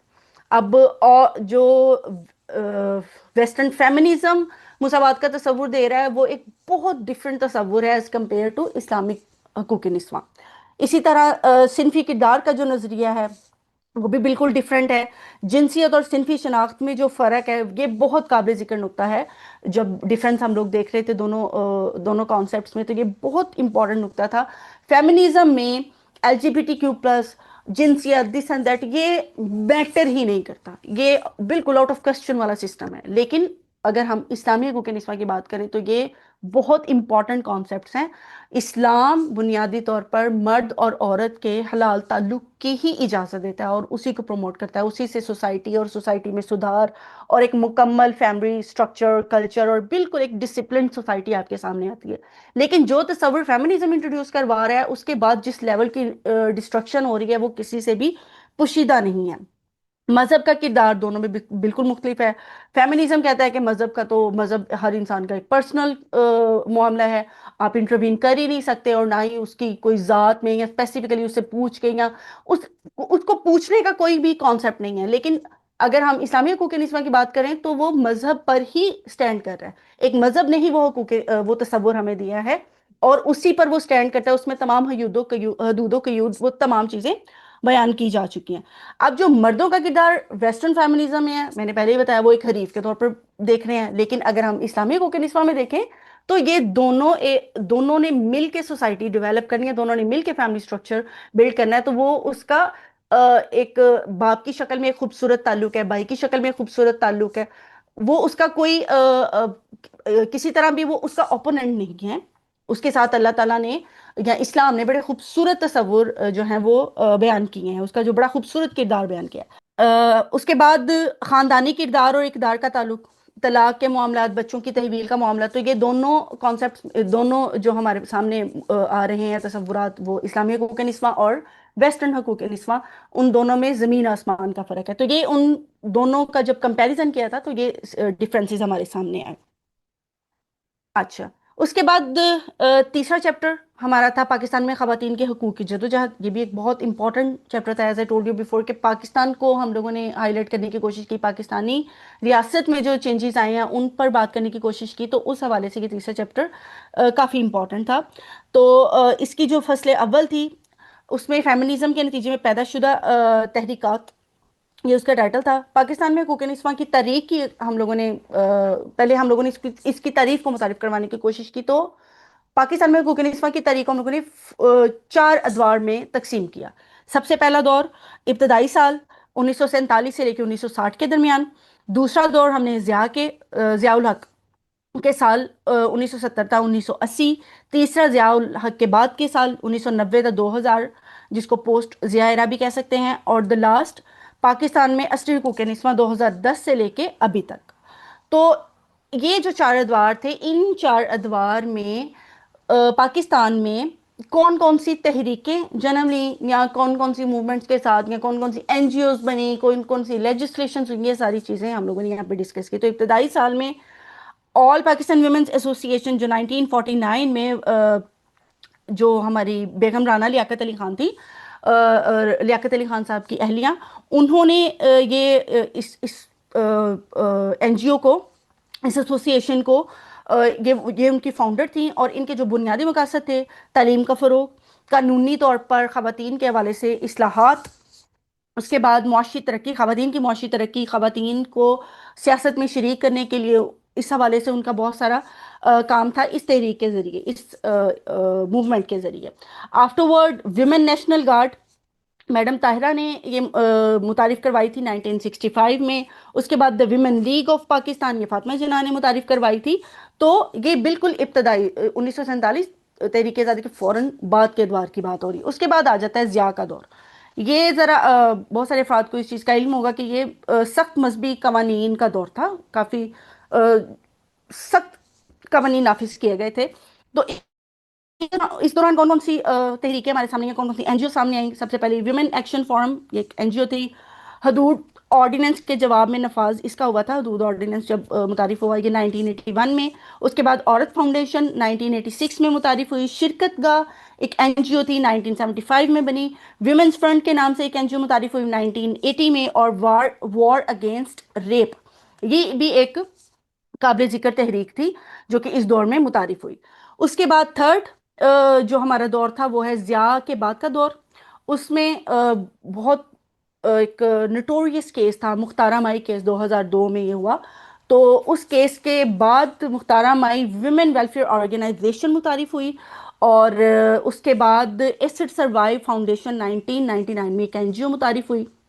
یہ بھی بہت قابل ذکر این جی اوز تھیں، موومنٹس تھیں خواتین کے حقوق کے لیے. لاسٹ جو ابھی دور ہم لوگ کنٹمپرری فیز کی بات کریں، ایرا کی بات کریں، عصری حقوق نسواں یا جو ابھی اس پریزنٹ میں ہمارا چل رہا ہے، اس میں عورت مارچ 2008 سب کو اس کا بہت اچھے سے اندازہ ہے. می ٹو موومنٹ میں پہلے بھی اس کا تذکرہ کر چکی ہوں 2018 میں. اس کا بڑا نوٹوریس کیس میشا شافی کا اور گلوکار علی ظفر کا، اور اس کا اینڈ اس کے یہ والا جو ایک کیس تھا، اس کو بھی یہاں پر ذکر کرنے کا مقصد یہ ہے کہ جس طرح ہم لوگوں نے بالکل سٹارٹ میں کیا کہ جہاں پر اس کے پازیٹیو امپیکٹس تھے، بہت سارے نیگیٹو امپیکٹس بھی آئے. تو یہ جو می ٹو موومنٹ تھی وہ ساری دنیا میں بہت پازیٹیو انداز میں متعارف ہوئی کہ اس نے خواتین کے حقوق کے حصول میں بہت آسانی کی. ہر عورت، ایک کینیڈا میں بیٹھی عورت اور ایک بنگلہ دیش میں بیٹھی عورت ریلیٹ کر پا رہی ہے کہ اگر تمہارے ساتھ یہ جنسی رابطے کا معاملہ ہوا ہے تو میرے ساتھ بھی ہو. تو یہ ایک انسیڈنٹ پاکستان میں جب ہوا تو تحقیق کے بعد اور مطلب قانونی کارروائیوں کے بعد چند سال گزرنے کے بعد پہلے تو کانسیپٹ یہ آیا کہ اس خاتون کو ہراساں کیا گیا تھا، لیکن جب وہ کیس بعد میں اس کی ڈیٹیلز آئیں اور بعد میں جب کیس کا فیصلہ ہوا تو وہ چیز غلط ثابت ہوئی. یعنی کہ می ٹو موومنٹ کو مردوں کے خلاف ایک تعصب کے طور پر استعمال کیا گیا. یہ ایک بہت بڑی اگزامپل ہمارے سامنے آئی. اس کے بعد women's action for gender equality 2012 میں یہ تحریک متعارف ہوئی. ٹرانسجینڈر سوسائٹی 2000 میں، اور گرلز رائزنگ پاکستان سوسائٹی 2012 میں یہ متعارف ہوئی. اب دا موسٹ امپورٹنٹ تھنگ کہ کیا فیمنزم یا حقوق نسواں کی تحریک نے پاکستان میں قدم رکھا ہے، تو کیا اس کی کوئی لیجسلیشن ہوئی، کوئی قانون سازیاں ہوئیں، کوئی اس کے مثبت اثرات ہوئے؟ تو آبویسلی ہوئے. ان کی کچھ امپورٹنٹ لیجسلیشنز جو ان تحریکوں کے بعد پاکستان میں منظر عام پر آئی وہ تھی خواتین کے تحفظ کا act 2006، acid control and acid crime prevention bill 2010، Punjab protection of women against violence act 2016، transgender persons act 2018، گھریلو تشدد روک تھام ایکٹ 2013، الیکٹرانک جرائم کی روک تھام act 2016، acid and burn crime bill 2017، Benazir income support this and that. اس طرح کی بہت ساری پازیٹیو لیجسلیشنز امپیکٹس ہم لوگوں نے دیکھے. اس کے بعد پاکستان میں فیمنزم کے اثرات، پاکستان میں فیمنزم کے جو اثرات ہوئے وہ بھی بہت قابل ذکر تھے. ہمیں ڈفرینٹ طبقات دیکھنے کو ملے، لبرل طبقہ دیکھنے کو ملا جس نے یہ کلیم کیا کہ feminism as it is he accept کر لی جائے، اور انہوں نے اس چیز کو اپنے اوپر امپلیمنٹ بھی کر لیا، اور اس کے بہت سارے کانسیکوینسز بھی ہم لوگوں نے بہت شکلوں میں دیکھے. اور اس میں اسپیسیفکلی کسی ایک کیس کو میں ہائی لائٹ نہیں کرنا چاہوں گی، وہ تھوڑا پرسنل شاید میرا ایک کانسیپٹ آ جائے گا یا پرسنل اوپینین آ جائے گا. لیکن یہ جو لبرلزم آیا فیمنزم کے ساتھ، اور لبرل طبقے نے فیمنزم کو انٹروڈیوس کروائیں، اس کو اڈاپٹ کرنے کی کوشش کی، تو اس کی نور مقدم کیس ایک بڑا ویل نون کیس ہے. وہ اس حوالے سے دیکھا جا سکتا ہے کہ اس کے کانسیکوینسز کس لیول کے خطرناک آئے. اس کے علاوہ بہت سارے اسلامی طبقہ ہم لوگوں نے دیکھا فیمنزم کے حوالے سے جس نے سرے سے نگیٹ کیا فیمنزم کو، یہ کہتے ہوئے کہ ہمیں فیمنزم کی ضرورت نہیں ہے، ہمارے پاس آلریڈی اسلامی حقوق نسواں کی شکل میں تمام کی تمام حقوق اور فرائض جو ہیں وہ موجود ہیں. ہاں اس کی امپلیمنٹیشن نہیں ہے، وہ ایک الگ سوال ہے، لیکن ہمیں کسی فارنر کانسیپٹ کی ہماری ریاست میں ضرورت نہیں ہے. تو اس میں Jamaat Islami, Tehreek Labbaik T L P, Khadim Hussain Rizvi, محمد احمد لدھیانوی، مولانا فضل الرحمان کی بھی بہت ساری اس بارے میں باتیں آئیں کہ ہمارے جیسے اسلامی ریاست آلریڈی موجود ہے تو اس میں ایک ویسٹرن آئیڈیالوجی کو امپوز کرنے کی ضرورت نہیں ہے. تو پاکستان میں حقوق نسواں پر تنقید جو کی گئی ہے اس کے جو چیدہ پوائنٹس ہیں وہ یہ تھے کہ یہ ایک ویسٹرن ٹوٹل کانسیپٹ ہے، ایک مغربیت کا تصور ہے. مغرب کا اور پاکستانی سوسائٹی کا تو آپس میں کمپیریزن ہی نہیں بنتا، زمین آسمان کا فرق ہے نا. تو ایک مغرب میں پیدا ہونے والا، وہاں پر پروان چڑھنے والا تصور یہاں پر کیسے امپوز کیا جا سکتا ہے یا کیسے یہاں پر ریلیٹ کیا جا سکتا ہے. تو یہ ویسٹرن کانسیپٹ ہے، یہ ایک بہت بڑا نقطہ تھا پاکستان میں حقوق نسواں پر تنقید کا. اس کے بعد دوسرا اسلام مخالف نظریہ، اسلام مخالف نظریہ کہنے والے افراد اس کی بہت اسٹرانگ قسم کی دلیلیں بھی دیتے رہے، وہ اس انداز سے کہ یہ جو تصور دے رہا ہے وہ اسلام کے بالکل منافی ہے۔ خواتین کو حقوق دینا بہت امپورٹنٹ چیز ہے جو کہ اسلام کلیم کرتا ہے، لیکن جس انداز سے خواتین کو حقوق دینے کی بات فیمنزم کر رہا ہے وہ بالکل منافی ہے اسلام کے بھی، اور اسلام پر قائم ہونے والے معاشروں کے لیے بھی۔ اس کے بعد مرد مخالف، obviously we have already discussed this topic، مغربی اقتدار کا پرچار، اس میں بھی کسی طرح کا کوئی ڈاؤٹ نہیں ہے کہ جب وہ کانسیپٹ ہی ویسٹرن ہے تو وہ ویسٹرن تھاٹس کو اور ویسٹرن کلچر اس کی کانسیپٹس کو ہی متعارف کروانے کی کوشش کرے گا۔ خاندانی نظام کے لیے خطرہ ہے، as I told you before, family structure feminism کی پریورٹی ہی نہیں ہے، اور اسلام کی پریورٹی ہی خاندان ہے۔ عورت کی عزت ہوگی، مرد کا تصور ہوگی، تمام چیزیں خاندان سے ہی منسوب ہے۔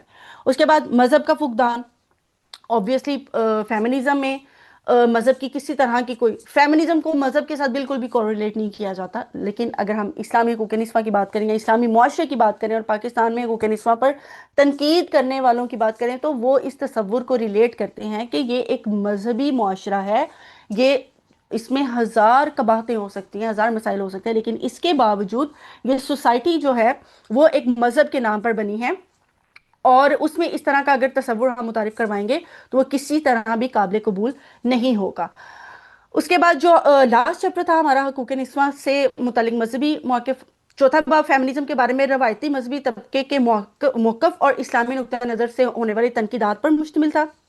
اس باب میں مختلف مکاتب فکر، دینی اداروں اور علماء کے تجزیاتی بیانیوں کو بیان کرنے کی کوشش کی گئی، اور یہ دیکھا گیا کہ فیمنزم کے مختلف تصورات اسلامی تعلیمات کے ساتھ کہاں مطابقت رکھتے ہیں اور کہاں پر تصادم۔ روایتی مذہبی طبقے کا جو عمومی موقف ہے فیمنزم کے بارے میں وہ یہ کہ فیمنزم کو وہ ایک ٹوٹلی مغربی نظریہ سمجھتے ہیں جو اسلامی خاندانی نظام اور شرعی اقدار سے ٹوٹل کلیش رکھتا ہے، ٹوٹل متصادم ہے۔ عورت کے حقوق کی آڑ میں پردہ، نکاح، طلاق، قوامیت اور حیات جیسے اسلامی اصولوں کو کمزور کیا جا رہا ہے فیمنزم میں، یہ ان کا تصور ہے فیمنزم کے بارے میں۔ فیمنزم کی بعض شکلیں مرد دشمنی، خود مختاری کی انتہا اور جنسی آزادی پر زور دیتی ہیں۔ علماء کی آراء اور جو انہوں نے تنقیدیں کی وہ کچھ ان کا بالکل لبے لباب کچھ اس طرح کے، علماء کا کہنا ہے کہ اسلام نے عورت کو جو مقام دیا ہے وہ فیمنزم کے نعرے سے کہیں بڑھ کر ہے۔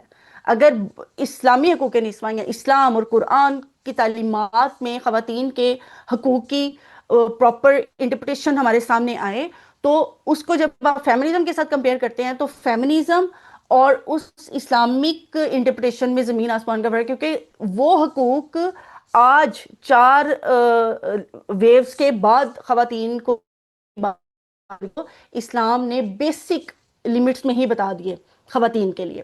تو ان کا یہ موقف ہے کہ اسلام نے جو عورت کو مقام دیا ہے اس کے بعد کسی بھی فیمنزم کی ضرورت نہیں، وہ آلریڈی بہت خوبصورت فیمنسٹ تصور جو ہے وہ اسلام میں موجود ہے۔ اسلام نظام عفت، عورت کی عزت، احترام اور تحفظ کا ضامن ہے، جبکہ مغربی فیمنزم اسے ظاہری آزادی تک محدود کرتا ہے۔ بعض علماء کا ماننا ہے کہ اسلامی فیمنزم کی اصطلاح بھی غلط ہے، کیونکہ اسلام اپنی جگہ مکمل نظام ہے، کسی بیرونی فلسفے کی ضرورت اس کو بالکل بھی نہیں ہے۔ اس کے بعد اسلامی تعلیمات کی روشنی میں عورت کے جو حقوق ہیں، عورت کو علم، وراثت، نکاح، طلاق، تجارت، شہادت، عزت و تکریم جیسے واضح حقوق حاصل ہیں۔ اسلام میں خاندان ایک بنیادی اکائی ہے جس میں عورت کا کردار مرکزی ہے، نو ڈاؤٹ۔ عورت کو معاشرتی سطح پر فعال کردار ادا کرنے کی اجازت ہے بشرط یہ کہ اسلامی حدود کی پابندی کی جائے، اور اس کی بہت ساری اگزامپل ہمارے پاس حضرت عائشہ کی شکل میں، حضرت خدیجہ کی شکل میں آلریڈی موجود ہے۔ فیمنزم میں مذہبی حلقوں کے جو اعتراضات ہیں ان کا اگر ان کا خلاصہ کچھ اس طرح ہے کہ فیمنزم کا جسمانی خود مختاری، ہم جنس پرستی اور جنس کی تبدیلی پر زور دینا اسلامی تعلیمات سے انحراف ہے۔ LGBTQ+ ایجنڈے سے فیمنزم کی وابستگی اس دینی طبقات کے لیے بہت تشویش میں ڈال دی ہے، اور یہ صرف ہم پاکستان یا اسلامک معاشرے کی بات نہیں کرتے، میں نے پہلے بھی جیسے بتایا ویسٹرن معاشرے میں جو آرتھوڈاکس کرسچنز ہیں وہ آج بھی اس چیز کے اوپر انتہا سے زیادہ پریشان ہے کہ یہ کون سا تصور فیمنزم نے، لبرلزم نے، ماڈرنزم نے متعارف کروا دیا ہے یہ LGBTQ+ کا۔ تو جتنے بھی حقیقت پسند افراد ہیں وہ اس تصور کو obviously وہ اس کے منافی ہیں۔ عورت کی آزادی کو بے پردگی، خود سری اور خاندان سے فرار سے تعبیر کرنا اسلامی اصولوں سے بالکل متصادم ہے۔ اب جہاں پر میں نے ٹریڈیشنل اسلامک اسکالرس کی بات کی کہ یہ پاکستان میں ٹریڈیشنل اسلامک اسکالرس کے کانسیپٹ تھے، اسی طرح جو ماڈریٹ اسلامک اسکالرس ہیں، پاکستان کی سطح کی بات کی جا رہی ہے، تو ان کے بھی کچھ تصورات ہم لوگوں نے گو تھرو کیے۔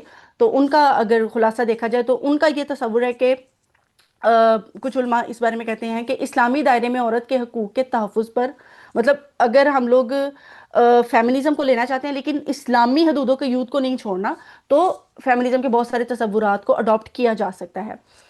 قرآنی نسوانیت یا اسلامی اصولوں پر مبنی عورت کی آزادی کے تصور کو فروغ دینے کی بات کرتے ہیں، اور ان کے مطابق ہمیں فیمنزم کے مغربی سانچے کو مسترد کرتے ہوئے ایک مقامی اسلامی بیانیہ تشکیل دینا چاہیے۔ یہ ماڈریٹ اسلامک جو اسکالرس تھے، جن میں سے چیدہ چیدہ ہم لوگوں نے اسکالرس کے یہاں پر ذکر کیا تھا، یہ ان کے تصورات ہے کہ ہم اس انداز سے فیمنزم کو اڈاپٹ کر سکتے ہیں اور اس انداز میں پاکستانی سوسائٹی میں اس کو لے کر چل سکتے ہیں۔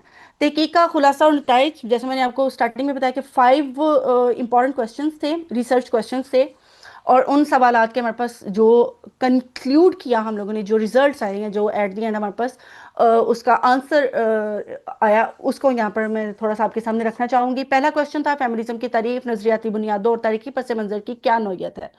تو فیمنزم ایک فکری اور سماجی تحریک ہے جس کا بنیادی مقصد مرد و عورت کے درمیان مساوی حقوق کا حصول ہے۔ اس کی ابتدا 19ویں صدی میں ہوئی، اور یہ مغربی معاشروں میں اس وقت نمودار ہوئی جب عورتوں کو جائیداد، ووٹ، تعلیم اور قانونی تحفظ جیسے بنیادی حقوق سے محروم رکھا گیا تھا۔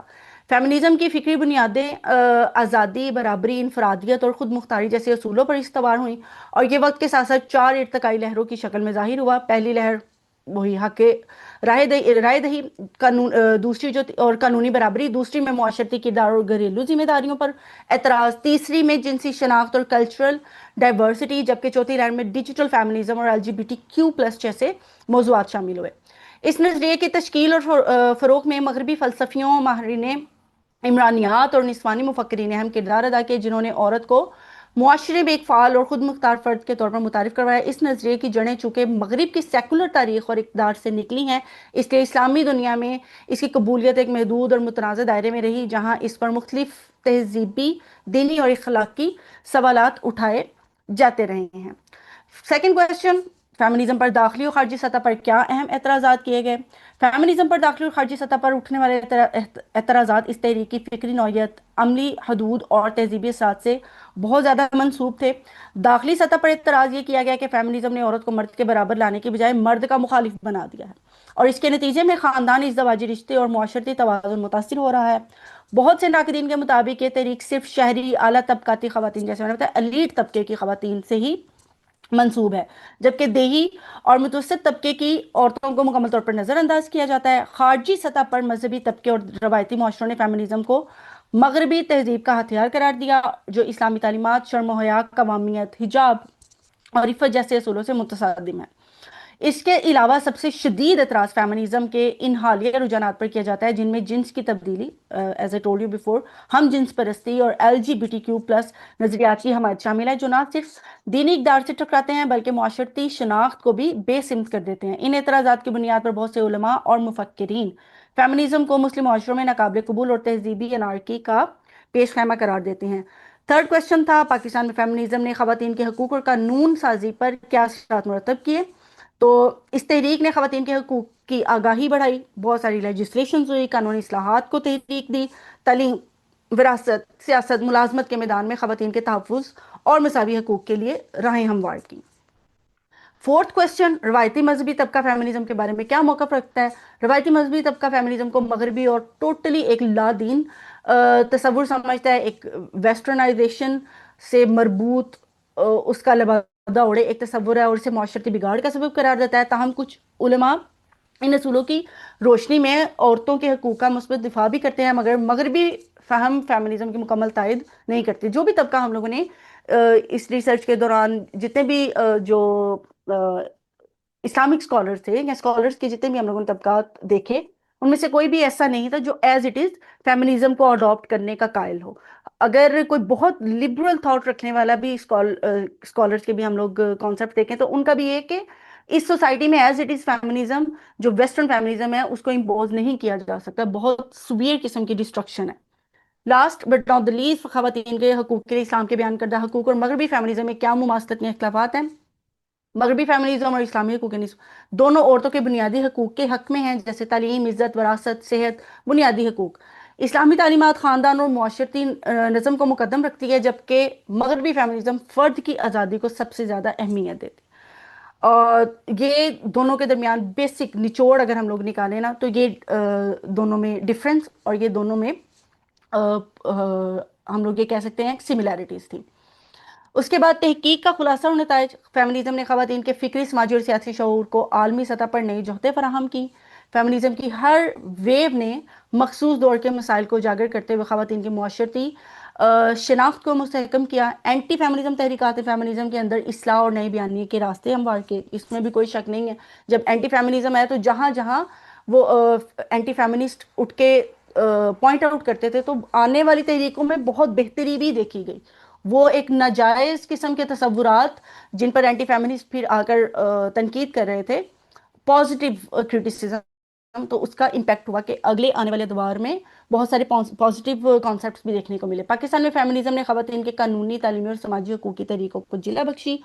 مغربی فیمنزم اور اسلامی تعلیمات میں چند بنیادی مماثلتیں موجود ہیں، تاہم نظریاتی اختلافات بہت سٹرونگ ہیں، اور ان کو کلاسیفائڈ کرنا آلریڈی ہم لوگوں نے ٹرائی کیا، ان کو لے کے دونوں کو مرج کرنا یہ ایک کافی مشکل ٹاسک ہے۔ پاکستان میں مذہبی طبقے نے فیمنزم پر تنقید کرتے ہوئے اسلامک اقدار کے مطابق خواتین کے حقوق کی وضاحت پر زور دیا۔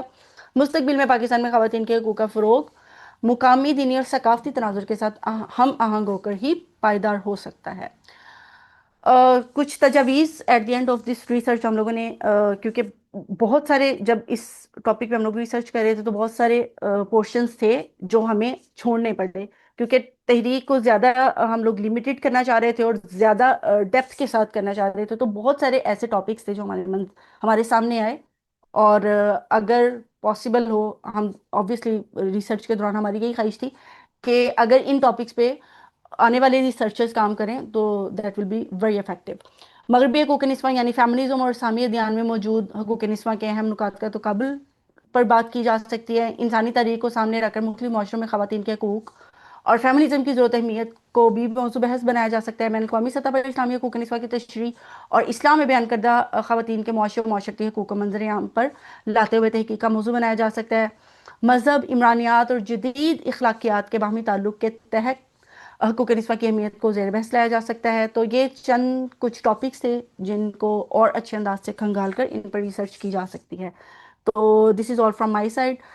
میں نے اتنا کوشش کی ہے، مختصر تو خیر نہیں، obviously میں نے کافی ٹائم لیا، لیکن میری اتنا کوشش تھی کہ میں اپنی تحقیق کا ہر پہلو آپ کے سامنے رکھوں، اور پھر بھی ہیومنلی پاسبل ہی نہیں ہے کہ سارا تھیسس آپ کے سامنے رکھا جا سکے، لیکن جو اہم نکات میری نظر میں تھے وہ اختصار کے ساتھ آپ کے سامنے رکھے ہیں۔ اب ان نکات کے حوالے سے یا میری پوری پریزنٹیشن کے حوالے سے اگر آپ میں سے کسی کے ذہن میں کسی طرح کا کوئی سوال ہے تو یہ گڈ ٹو گو، آپ پوچھ سکتے ہیں انشاءاللہ تعالیٰ۔ I will try my best کہ میں آپ کو سیٹسفیکٹری آنسر دے سکوں۔ بہت شکریہ۔ جی بہت شکریہ، جزاکم اللہ، آپ نے بڑے اختصار اور جامعیت کے ساتھ اپنے موضوع کو مکمل کیا ہے۔ تو جن احباب کے کوئی سوال ہو تو ہینڈ ریز کر لیں، پھر باری باری سوالات لے لیتے ہیں۔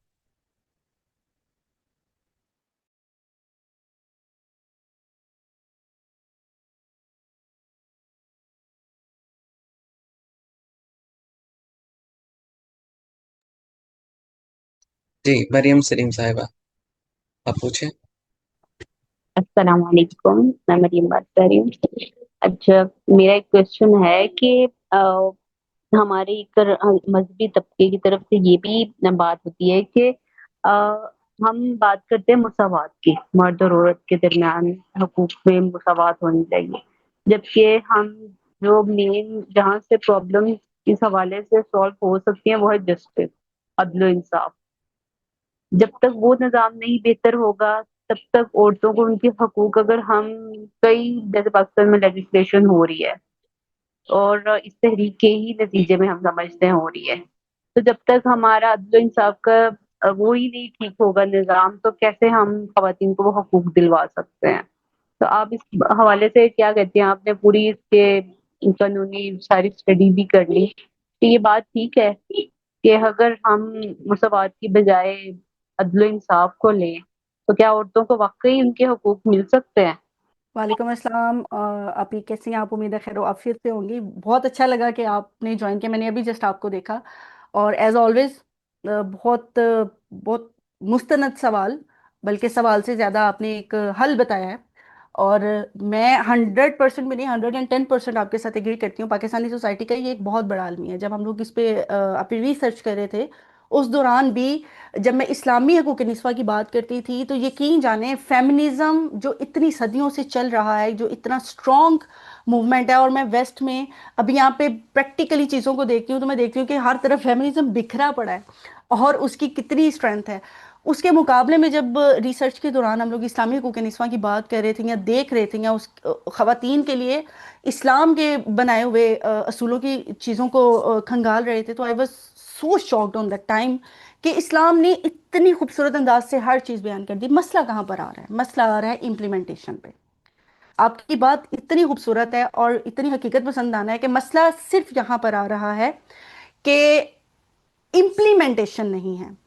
اور جیسے خواتین کے لیے لیجسلیشنز تو ہو گئیں، جب آپ کے بیسیکلی معاشرے میں ایک چیز کا فقدان ہے، اور وہ بیسک چیز ہے، بنیادی چیز ہے، اس کا فقدان ہے، تو آپ ہزار لیجسلیشنز بھی کر لیں، ایک صدی اور لگا کے بھی کر لیں، یہ چیزیں، یہ حقوق اور یہ حل نہیں نکل سکتے۔ ویسٹرن سوسائٹی کے اندر فیمنزم ایز اٹ از کیسے امپوز ہو گیا؟ کیونکہ وہاں پر عدل و انصاف موجود ہے، ہر طرح سے اس کا ایک امپیکٹ ہے، اور اس بنیاد پر جب خواتین نے اپنی تحریک متعارف کروائی تو ایسے ایک چٹکی میں ان کو ان کے حقوق بھی ملتے ہیں۔ ابھی کی بات کی جائے، ایک ظاہر ایک لمبی وہ انہوں نے بھی اسٹرگل کی، تو مجھے سر امار کی ایک بات، ہماری ایک کانفرنس تھی، اس میں سر امار کی ایگزیکٹ ورڈز تو نہیں، لیکن ان کی بات کا خلاصہ تھا کہ جو چیزیں ویسٹ میں ہیں وہ ساری کی ساری پاکستان جیسے معاشروں میں یا ہمارے معاشروں میں آ رہی ہیں، بس وقت کا فرق ہے۔ شاید وہ ایک صدی پہلے وہ چیزیں فیس کر چکے ہیں، اور ہم لوگ ایک صدی بات کر رہے ہیں۔ تو بڑے ایک پازیٹیو پرسن ہونے کی بنیاد پر اگر میں بات کروں تو میں یہی قیاس کر سکتی ہوں یا یہی امید کر سکتی ہوں آنے والے وقت میں کہ ہماری سوسائٹی میں بھی عدل و انصاف کا پرچار ہو جائے، تو ڈیفینیٹلی یہ جو تمام لیجسلیشنز ہو رہی ہیں ان کی بنیاد پر خواتین کو واقعتاً ان کے حقوق ملنا شروع ہو جائیں گے جو ان کو ملنے چاہیے۔ لیکن اس کے لیے آبویسلی ایک بیس کی ضرورت ہے، اور اس میں صرف خواتین کا مسئلہ نہیں ہے، اس میں میرے مطابق تو پاکستان میں تقریباً ہر طبقے کا ہی مسئلہ ہے، ہر کمزور طبقے کا مسئلہ ہے کہ انصاف ان کو ان کے حقوق نہیں مل رہے۔ جو آئین میں یہ جو کتابی شکلوں میں ہمارے پاس قوانین موجود ہیں یا حقوق موجود ہیں وہ ان کو نہیں میسر آ رہے، کیونکہ ابھی وہاں پر بیس موجود نہیں ہے۔ تو وہ جب اس کی بنیاد ایک سٹرانگ ہوگی تو ڈیفینیٹلی وہ تمام حقوق ملنے بھی انشاءاللہ تعالی شروع ہو جائیں گے۔ انشاءاللہ، تھینک یو سو مچ۔ بس مغربی معاشرے کی ایک چیز سے ڈر لگتا ہے کہ ایک صدی کے بعد جو انہوں نے بنیاد پکڑی تھی وہ تھی لبرلزم۔ تو اس بات سے ہے کہ واقعی ہمارے مطلب مذہب میں بجائے کہ ہم فلیکسیبلٹی پیدا کریں، تو اگر ہم مذہب سرے سے ہی صدی بعد ختم ہو گیا تو پھر تو واقعی نقصان ہے۔ الٹا اگر چلو وی فیمیلز کو ان کے حقوق مل بھی جاتے ہیں نا ایک صدی کے بعد، لیکن جو مذہبی وہ ختم ہو جانی ہے نا ہماری برتھ، وہ پھر واقعی ایک لاس میں ہم نے چلے جانا ہے اگر ہم یورپ کے ہی فٹ اسٹیپس کو فالو کرتے جائیں گے تو۔ یہ ہے، لیکن یہ ہے کہ اگر ہم اتنا اوتھینٹک لٹریچر اس حوالے سے واقعی ڈیولپ کر پاتے ہیں، ایون فیمنزم کے بارے میں بھی، تو مے بی حل بہت سے موومنٹس کا نکل آئے، کیونکہ اسلام تو ہمارا بلیو بھی ہے اور ہسٹری بھی پروو کر چکی ہے کہ قیامت تک کے مسائل کے لیے جو ہے نا وہ حل پیش کر سکتا ہے۔ صرف ہماری اپنی فکر کا جو ہے نا وہ پرابلم ہے، ہماری فکری جو پرابلمز ہے نا وہ اصل میں رکاوٹ ہے، ہم چاہتے نہیں۔ اس میں تو کوئی شک نہیں ہے۔ پھر میں اس پہ ایک بات کرنا چاہوں گی چھوٹی سی، کہ جب یہ ہمارے وائوے کے دوران ہمارے جو وائوا کے لیے آئے ہوئے تھے ایک ٹیچر، انہوں نے یہ بات کی کہ کیا آپ فیمنزم تو ہر جگہ انٹروڈیوس ہو رہا ہے، کیا کہیں آپ نے اسلامک حقوق نسواں بھی انٹروڈیوس کروایا ہے؟ تو میں نے ان سے یہ بات کی کہ ہمیں ان مضبوط بنیادوں کی ضرورت ہے سر फेमिनिज्म ने इतनी इस वक्त मजबूती इख्तियार कर ली है कि वो कामों की में भी पड़ी एक लड़की को पता है कि फेमिनिज्म है। लेकिन इस्लामी हकूक निस्वां जिस खूबसूरत अंदाज से खवातीन के तमाम हकूक लिए हुए अपने अंदर समोए हुए रखा है, कोई ऐसा प्लेटफॉर्म या कोई ऐसी हमें चीज़ें डेवलप करनी होंगी जो इन सोसाइटीज़ को बता सके कि भाई हमें फेमिनिज्म की, या हमारी आने वाली जनरेशन जो इन चीज़ों की तरफ बड़ी अट्रैक्ट हो रही है, उनको ये बड़ी खूबसूरत और ये बड़े रोशन सी चीज़ें दिखाई देती हैं, उन्हें पता चल सके कि भाई हमारे पास जो खजाना मौजूद है उसके बाद ऐसी किसी चीज़ की ज़रूरत नहीं है जिसका सिर्फ एक रोशन पहलू आपको नज़र आ रहा है, उसका इंटरनल इतना डार्क पहलू है जो अभी आपसे पोशीदा है। वो उसमें इंटरवीन करने के बाद आपको अंदाज़ा होता है और तब टू लेट वाला सिस्टम हो चुका होता है। तो अल्लाह ताला की ज़ात से दुआ है कि टू बी वेरी ऑनेस्ट, ये नहीं कि मैं मुसलमान हूँ और मैं इस्लाम पे रिसर्च किया तो इस बुनियाद पे ये मैं बात कर रही हूँ, नहीं, एक एक बिल्कुल न्यूट्रल पर्सन होकर भी मैं बात करूँ तो इस्लाम ने इतने मोतदिल, इतने मॉडरेट कॉन्सेप्ट्स दिए हैं खवातीन को कि वो किसी और फेमिनिज्म में आपको नहीं मिलेंगे। चाहे आप जितनी मर्जी भागदौड़ कर लें, आप सिर्फ एक बहुत खूबसूरत अंदाज से डेप्थ के साथ आप उन असूलों को देखने की कोशिश करें, और अल्लाह ताला तौफीक दे हमारी सोसाइटी को कि हम उन हकूक को एज इट इज़ जैसे अल्लाह ताला ने हमें दिए हैं हम उनको इम्पोज कर सकें, हम उनको इम्प्लीमेंट कर सकें। तो हमें किसी भी चीज़ की ज़रूरत नहीं होगी, और वो जो 100 साल के बाद नाउज़ुबिल्लाह एक डार्कनेस इधर मौजूद है वेस्ट में, वो इंशाल्लाह ताला हमें कभी भी उसका सामना नहीं होगा।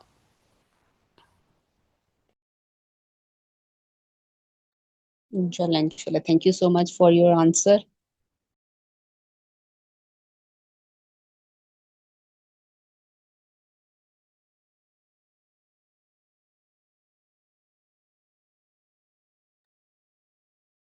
जी डॉक्टर मरियम नूरीन साहिबा, आप पूछ लें।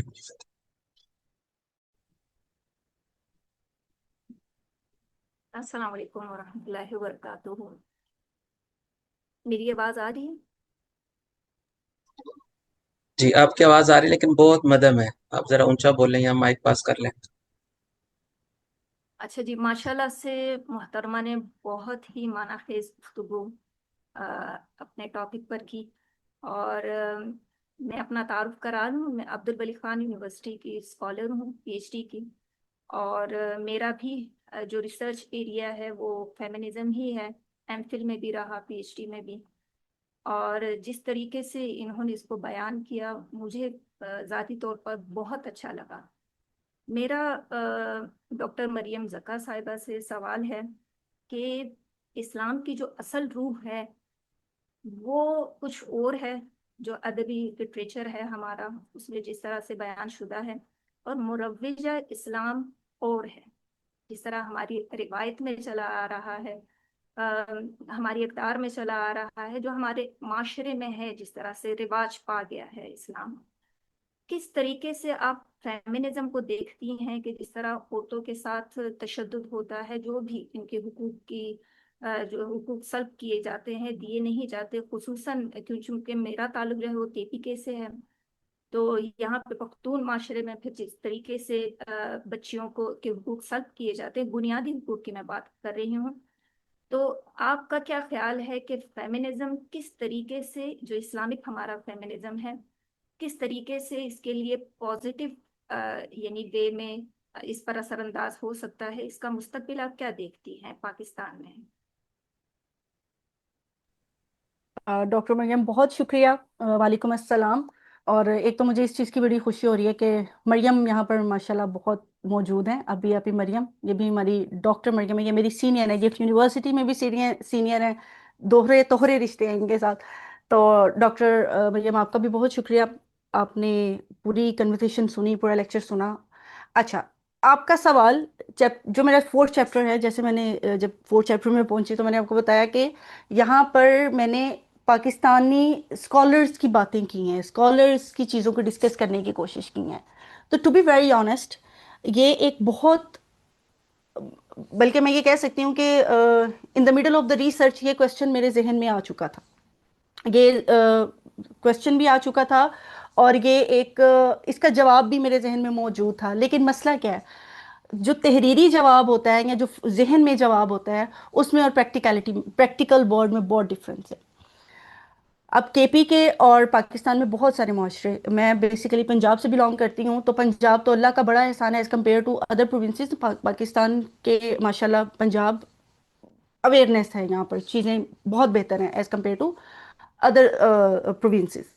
لیکن اس کے باوجود میں کچھ ایسے انسیڈنٹس زندگی میں دیکھے، بہت قریبی بچیوں کے ساتھ، کچھ ایسے معاشرے، کچھ ایسے گاؤں، یہ ساری چیزیں دیکھی. وہاں پر کیا میں نے دیکھا، بلکہ میرے ایک بڑے پیارے استاد ہیں، ہم سب کے، بلکہ ڈاکٹر اکرم ورک صاحب، ان کا ایک جملہ تھا. وہ یہ کہتے تھے کہ یہ جو جٹ برادری کے بارے میں، ایک کاسٹ جو ہے جٹ، اس کے بارے میں وہ کہا کرتے تھے کہ یہ جو قرآن کی آیتیں ہیں نا، یہ اپنی مرضی سے استعمال کرتے ہیں، اپنی مرضی کی قرآن کی آیتیں استعمال کرتے ہیں. تو اگر ہم بات کریں نا اوورال، پھر میں نے کہا کہ بائی گاڈ، یہ نہیں کہ میں مسلمان ہوں بھائی تو میں اس لیے اتنا اچھل رہی ہوں کہ بھائی فیمنزم کو ڈاؤٹ کرنے کی ضرورت نہیں ہے. We already have every single thing in our religion.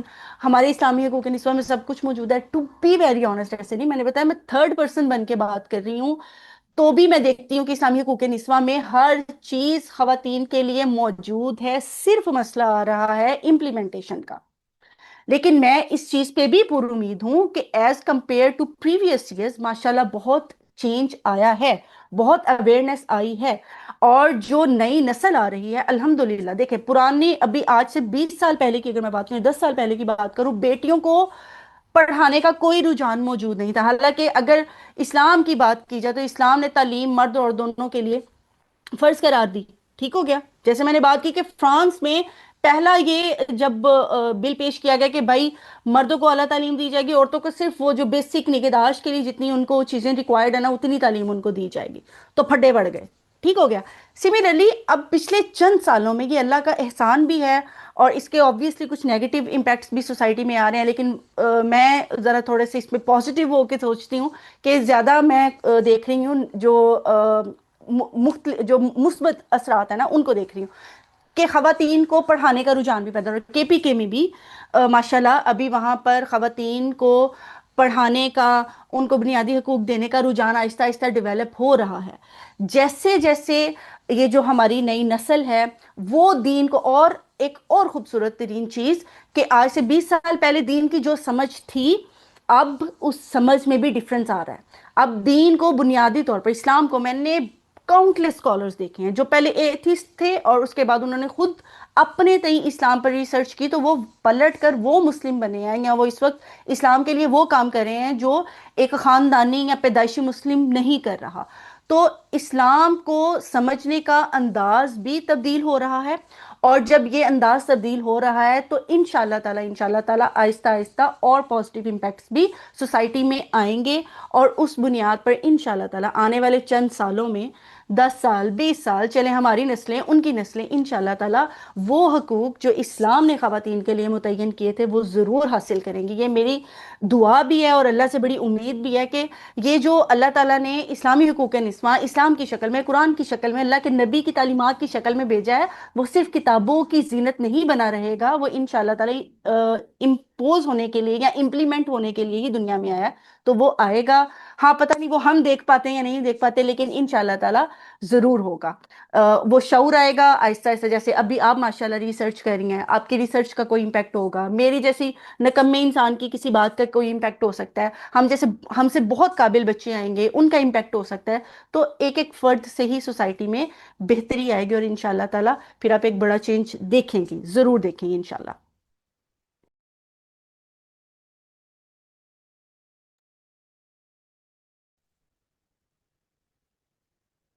جی جناب انور صاحب، آپ پوچھ لیں. السلام علیکم. آئی ہوپ کہ میری آواز آ رہی ہے آپ کو. جی آ رہی ہے، آ رہی ہے. اچھا ٹھیک ہے، تھینک یو. میرا نام انوار ہے. میں پشاور یونیورسٹی میں پی ایچ ڈی کا اسکالر ہوں. ڈاکٹر صاحبہ سے میرے 2-3 کویشچن ہیں. فرسٹ کویشچن یہ ہے کہ کہاں پہ آپ کو جو مطلب first of all I am sorry کہ میں نے اس ڈسکشن کو بیچ میں جوائن کیا، شروع سے میں نہیں سن پایا، لیکن ہو سکتا ہے ڈاکٹر صاحبہ نے اس کو پراپرلی ایکسپلین کیا ہو، بٹ میں اپنی انڈرسٹینڈنگ کے لیے یہ کوشچن پوچھ رہا ہوں کہ آپ کو کیا لگتا ہے کہ کہاں پہ ویسٹرن فیمنزم اور I would say Islamic feminism جو ہے ایک دوسرے کے ساتھ وہ کولائڈ کرتے ہیں یا وہ کلیش میں آ جاتے ہیں؟ ایک کوشچن. دوسرا کوشچن میں ڈاکٹر صاحبہ نے ریفر کیا یورپ کے ڈارکنیس اور سم تھنگ لائک دیٹ، میں وہ ایگزیکٹ لفظ بھول رہا ہوں، تو اس سے ڈاکٹر صاحبہ آپ کا مراد کیا ہے؟ اور تیسری بات یہ کہ like most of the time اگر ہم اسلامی اسلامک فیمنزم یا وہ حقوق جو کہ اسلام نے خواتین کو دی ہے اس پہ بات کریں تو اس میں تو somehow like for example I would quote an example over here کہ اگر ہم پراپرٹی رائٹس کی ایگزامپل دیں تو اس میں خواتین کو لائک آؤٹ رائٹلی آدھا حصہ دیا جاتا ہے، مرد کو پورا حصہ دیا جاتا ہے. اب اس کا جواب یہ نہیں ہونا چاہیے کہ خواتین کی شادی ہو جاتی ہے تو اس کو ہسبینڈ کی طرف سے حصہ مل جاتا ہے اور وہ پورا ہو جاتا ہے. بہت سارے ایسے خواتین ہیں جن کی شادیاں نہیں بھی ہوتی، یا بہت سارے ایسے کیسز میں ہوتا ہے کہ ان کے مردوں کی وہ مالی حیثیت نہیں ہوتی ہے کہ وہ مطلب وہ اکویٹ کر سکے.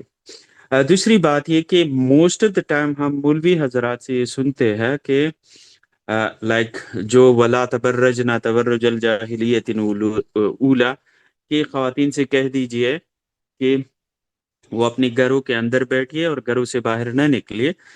تو آیا اگر لائک ہاں کنٹیکسچوئل دیکھا جائے تو یہ آیت جب نازل ہوئی تھی تو وہ مطلب پیغمبر علیہ السلام کی بیویوں کے لیے یہ اسپیسیفک آرڈر تھا، لیکن مولوی حضرات اس کو ایک ایگزامپل بنا کے اب ساری خواتین کے لیے یہی بیان فرما رہے ہوتے ہیں کہ خواتین کے لیے یہ جائز ہی نہیں ہے کہ وہ گھر سے نکلے. تو اگر کوئی خاتون اپنے گھر سے ہی نہیں نکل پاتی ہے تو کیسے وہ اپنے باقی ساری رائٹس جو ہے وہ ایکسرسائز کر پاتی ہے؟ For example right to education, for example right to vote, for example right to own a property and control of property. تو یہ کس طرح ممکن ہو سکے گا؟ ہو سکتا ہے ڈاکٹر صاحبہ نے یہ ساری باتیں ایکسپلین کی ہو، لیکن میں پھر سے سوری کرتا ہوں، میں نے بیچ میں جوائن کیا تو شاید میں نے یہ نہیں سنا ہے. تو میڈم سے میں یا ڈاکٹر صاحبہ سے میں ان تین کویشچن کا جواب جو ہے وہ چاہوں گا. ان کی بڑی مہربانی ہوگی کہ اگر وہ ان کویشچن کو آنسر کر سکے. تھینک یو سو مچ. جی وعلیکم السلام، بہت شکریہ. ہاں جی، انفارچونیٹلی آپ نے کیونکہ بیچ میں اس چیز کو اڈاپٹ کیا تو پھر آپ اپنے پہلے سوال کا جواب آلریڈی کنورسیشن میں میرے لیکچر کے دوران میں دے چکی تھی، لیکن پھر بھی میں یہاں پہ ریکال کرنا ضرور چاہوں گی. 2-3 بیسک پوائنٹس کی بات کرتی ہوں. تو جو کلیش آ رہا ہے اسلامی حقوق نسواں میں اور ویسٹرن فیمنزم میں وہ بہت میجر ہیں. جو بنیادی حقوق کی بات ہو رہی ہے اس میں سملیرٹیز اتنی اسٹرانگ ہیں کہ جب وہ ہم لوگ سملیرٹیز دیکھتے ہیں تو اش کر اٹھیں گے. لیکن جہاں پر دونوں میں ڈفرینسز ہیں، دونوں میں کلیش آ رہا ہے، وہ بھی بہت ڈیپ ہے. تو اس پہ پھر ایک اچھا خاصا سوچنے کا مقام آ جاتا ہے. تو سب سے پہلا کہ جو جنسیت اور صنفی شناخت کا فرق ہے، یہاں پر میں آپ کو چھوٹی سی اگزامپل دوں گی. میں یہاں پر as a teacher different institution سے بلانگ کرتی ہوں. تو آپ یقین جانیے میرے لیے بعض دفعہ یہ گیس کرنا مشکل ہوتا ہے کہ یہ لڑکا ہے یا لڑکی ہے. اچھا، اب اس کے بعد ہم سے جو ڈیمانڈ ہے، ایک ٹیچر سے جو ڈیمانڈ ہے وہ یہ ہے کہ آپ کو اس طرح کا اپنا سیٹ اپ رکھنا ہے، یا آپ نے اس طرح بچوں کے ساتھ انٹریکٹ کرنا ہے کہ ان کو بالکل بھی ہیوملیشن فیل نہ ہو. تو جب میں کیٹیگرائز ہی نہیں کر پا رہی کہ یار یہ میل ہے یا فیمیل ہے یہ بچہ، تو میں اس کو ہی کہہ کے بلاؤں، شی کہہ کے مخاطب کروں کیا نہ کروں، تو وہ سٹرکچر ہی فیملی کا سمجھ سے بالا تر ہے. پھر میں نے بارہا اس چیز کا ذکر کیا ہے کہ یہاں اس بات پہ صرف ہم اسلامی اسکالرز اٹھ کے تنقید نہیں کر رہے، آرتھوڈاکس کرسچنز، ٹریڈیشنل کرسچنز، یہاں پر روایتی خاندانوں سے منسلک افراد کے ساتھ جب بیٹھک ہوتی ہے وہ اس چیز پہ روتے ہیں کہ سمجھ سے بالاتر ہے ہماری نسلیں پروان کیسے چڑھیں گی، ہمارا جو کلچرل، جو ہمارا ٹریڈیشنل فیملی سسٹم ہے وہ کیسے دوبارہ زندہ ہوگا، جو کہ ہمیں زندہ ہوتا ہوا نظر نہیں آ رہا. ہماری بیٹی تھی، وہ ایک بیٹی کے ساتھ، ایک لڑکی کے ساتھ شادی کرنے پہ رضامند ہوئی بیٹھی ہے، اور وہ ہمارے اوپر پولیس کیس کر رہی ہے، ہمیں بالکل فارغ کر رہی ہے اس بنیاد پر. ایک بیٹا ہے ابھی ریسنٹلی ہمارے میرے بڑے قریبی بھائی ہیں، ان کے آگے ریفرنس سے امام مسجد ہے یہاں پر، آئی گیس وہ بھائی شاید ابھی شریک ہیں یا نہیں، am not sure about it. انہوں نے ہمارے ساتھ یہ واقعہ شیئر کیا کہ عید کے دن ایک مسلم بندہ ہے، وہ آ کے نماز کے بعد، یہ عید الاضحیٰ کی بات ہے، وہ مسجد کے دروازے پر آ کر رو رہا ہے. مسجد وہ نماز ختم ہوئی تو میں نے ان سے پوچھا کہ کیا معاملہ ہے، عید کا دن ہے، آپ اس طرح کیوں رو رہے ہیں؟ انہوں نے کہا کہ بھائی میرے بیٹے نے پولیس بلائی ہے اور اس نے مجھے گھر سے نکالا. پوچھا گیا جی ریزن کیا ہے؟ جی اس نے کہا کہ میں نے لڑکے کے ساتھ شادی کرنی ہے، and you can't force me, you can't stop me. Can you understand this thing? کہ یہ اتنا بڑا ڈفرنس ہے. اور اسی کے مخالف اگر آپ L G B T Q plus کا جو تصور ہے وہ اتنا ڈسٹرکٹیو قسم کا تصور ہے کہ اس نے ویسٹ جیسے بالکل ایسی سوسائٹی جو کہتی ہے اب تو ہمیں کسی چیز سے فرق ہی نہیں پڑتا، اس کو بھی لرزا کے رکھ دیا ہے. تو اس کے کمپیریزن میں اگر ہم لوگ اپنے اسلامی حقوق نسواں کی بات کریں تو ہم مرد اور عورت کے حلال جو تعلق ہے اس کے تصور کے قائل ہیں، کسی اور چیز کے قائل نہیں ہے. اس کے بعد بہت بڑا کلیش جو آ رہا ہے وہ پھر وہی میل بائسڈ کانسیپٹ. فیمنزم عورتوں کو کیا سکھا رہا ہے کہ بھائی مرد تمہارا ساتھی نہیں ہے، تمہارا بھائی نہیں ہے، تمہارا سپورٹر نہیں ہے، اس کے ساتھ تم نے اس سوسائٹی کو لے کے نہیں چلنا. وہ کیا ہے؟ وہ تمہاری اپوزیشن میں بیٹھا ہوا ایک ایسا بندہ ہے، ایسا حریف ہے جس کو تم نے ہر حال میں ڈسٹروائے کرنا ہے، اس کو ہر حال میں نیچے گرانا ہے، اس سے ہر حال میں نفرت کرنی ہے. ہمارا اسلام اس سے بالکل آ رہی ہے، ہمارا کانسیپٹ بالکل ڈفرینٹ ہے. لباس کا کانسیپٹ یہاں پر، وہ لباس جو ہم نارمل میٹنگز میں ٹیچرز کے وہ دیکھتے ہیں، اس کو دیکھ کے میرا یہ پرسنل میں تھوڑا ڈیپتھ میں جا کے بات کرنے جا رہی ہوں صرف ایک کانسیپٹ کو کلیئر کرنے کے لیے، کہ میں اکثر اپنی کولیگز کی جب ڈریسنگ دیکھتی ہوں تو میں سوچتی ہوں کہ جو ہمارے میل کولیگز ہیں وہ یہاں پر بچوں کو کیا تعلیم دیں گے، یا جو سیکنڈری کے اسٹوڈنٹس ہیں، سیکنڈری کے اسٹوڈنٹس 13 ایئرس 14 ایئرس کے، وہ سن بلوغت کو پہنچے بچے، وہ ایسے استاد کو یا ایسی استاد کو دیکھ کے کیا پڑھیں گے کیا؟ تو یہ بہت ڈارک چیزیں ہیں، یہ واقعتاً بہت ناقابل بیان اور ناقابل تقلید قسم کے کانسیپٹس ہیں جو کہ الحمدللہ اسلام میں نہیں ہے. اسلام بڑے معتبر انداز سے لباس کا ایک ضابطہ عورت کو دے رہا ہے، مرد کو دے رہا ہے، obviously صرف عورت کی بات نہیں ہے یہاں پر، اور حیا کا ایک بڑا خوبصورت کانسیپٹ دے رہا ہے. تو یہ بہت سوے قسم کے کلیشز ہیں. میں بہت معذرت خواہ ہوں، دوسرا کویسچن میرے ذہن سے بالکل نکل گیا، آپ اس کو ریپیٹ کر دیجیے گا. ابھی میں تھرڈ کویسچن کی طرف ضرور آؤں گی.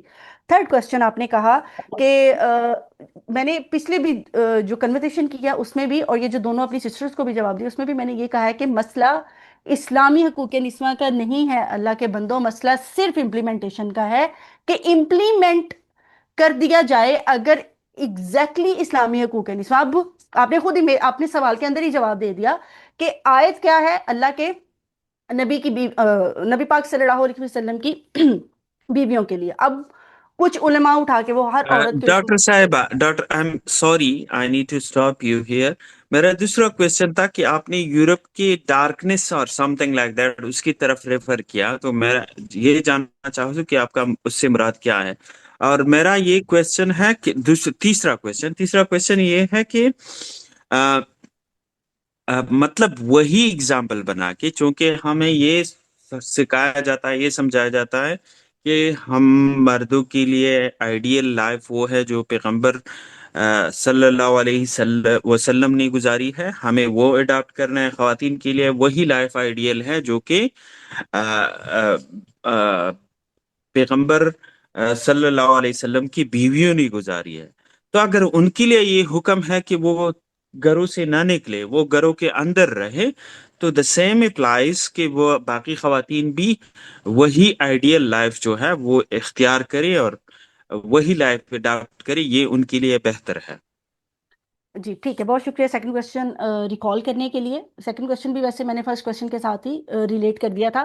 اب اس کے لیے بھی میں آپ کو ایک چھوٹی سی ایگزامپل دیتی ہوں. ابھی ریسنٹلی پاکستان میں ایک واقعہ ہوا ہے ان خاتون کا مجھے ابھی، وہ انڈسٹری سے بلانگ کرتی تھی ریسنٹلی، وہ 6 منتھس یا شاید 9 منتھس ان کے گھر میں ایک باڈی پڑی رہی اور کسی کو پتہ نہیں چلا، کسی نے کوئی رابطہ نہیں کیا، دس اینڈ دیٹ. تو وہ بڑی ایک میزریبل سی، بڑی دل دہلا دینے والی سٹوری ہے. تو پاکستانی معاشرے میں اور ویسٹ میں، ویسٹ کی ڈارکنیس کی میں آپ کو ایک چھوٹی سی اگزامپل دینے لگی ہوں کہ یہاں پر پاکستان میں یہ ایک سانحہ ہوا ہے، یہ ایک واقعہ منظر یہاں پر آیا تو تقریباً ہر انسان کی روح کام گئی ہے، اور ہم ہر بندہ یہ کہہ رہے یار ایسے کیسے پاسبل ہے؟ فیملی تو رابطے میں ہوگی، چلو فیملی کے کوئی فرینڈ تو ہوگا، کیسے پاسبل ہے، کیسے پاسبل ہے؟ یہاں کی ڈارکنیس کی میں آپ کو بات بتاؤں کہ یہاں پر سٹوک پورٹ میں یہاں پر مانچسٹر سٹوک پورٹ میں رہ رہی ہوں. میری ایک فرینڈ ہے لا کی. شی ٹولڈ می کہ مریم اس طرح کے 1000 واقعات ہمارے پاس رپورٹ ہوتے ہیں، 1000 واقعات report, and it's quite normal here. کیوں؟ کیونکہ وہ آلریڈی اتنی اتنی اس طرح کی ارریلیونٹ سوسائٹی ہے، لونلی نیس ہے ادھر. تو یہ ڈارکنیس کا کون سا لیول ہے؟ یہ آپ کا آپس میں فیملیز یونائٹڈ نہیں ہیں.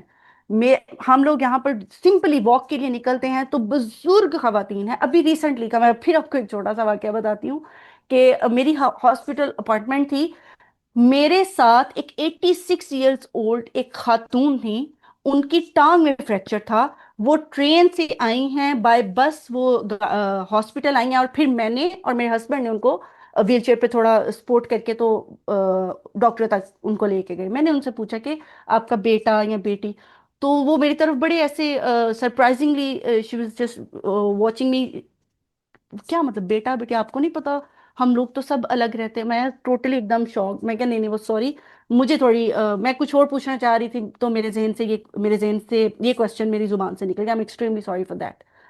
وہاں پر بزرگ عورت ہے، اور اس طرح کی ایک نہیں 1000 ایگزامپلس ہیں. اب وہ لوگ جو یہ سسٹم اڈاپٹ کر چکے ہیں، لبرلزم کا، ماڈرنزم کا، فیمنزم کا، کون کون سا، اب وہ خود کہتے ہیں کہ بھائی ہم کیا کر بیٹھے ہیں، ہم نے اپنی زندگیاں خود اجیرن کر لی ہیں. ابھی کنورسیشن سٹارٹ ہونے سے پہلے، ہمارا سیشن سٹارٹ ہونے سے پہلے میں یہ بات کر رہی تھی کہ جو یہاں پر اسکول کے اسٹوڈنٹس ہیں، آپ کے سامنے وہ اچھا کر رہے ہیں، برا کر رہے ہیں، بدتمیزی کر رہے ہیں، کسی کو کسی طرح بھی وہ روڈنس کے ساتھ پیش آ رہے ہیں، you can't even stop them, you can't even scold them. یہ ان کی سوسائٹی ہے، یہ ان کی وہ ڈارکنیس ہے جس کی میں بات کر رہی ہوں. اور میں یہ نہیں کہہ سکتی کہ میں نے کتابوں سے پڑھی یا میں نے سنی، خدا گواہ میں خود اپنی آنکھوں سے یہ چیزیں دیکھ رہی ہوں. جو دل کو دہلا دینے والے انکشافات ہیں وہ اپنی آنکھوں کے سامنے ہوتے دیکھ رہی ہوں. لاسٹ آپ کا جو کوشچن ہے، مسئلہ صرف یہاں پر ہے کہ اسلام کی جو تعلیمات ہیں ان کی انٹرپریٹیشن کا پرابلم آ رہا ہے.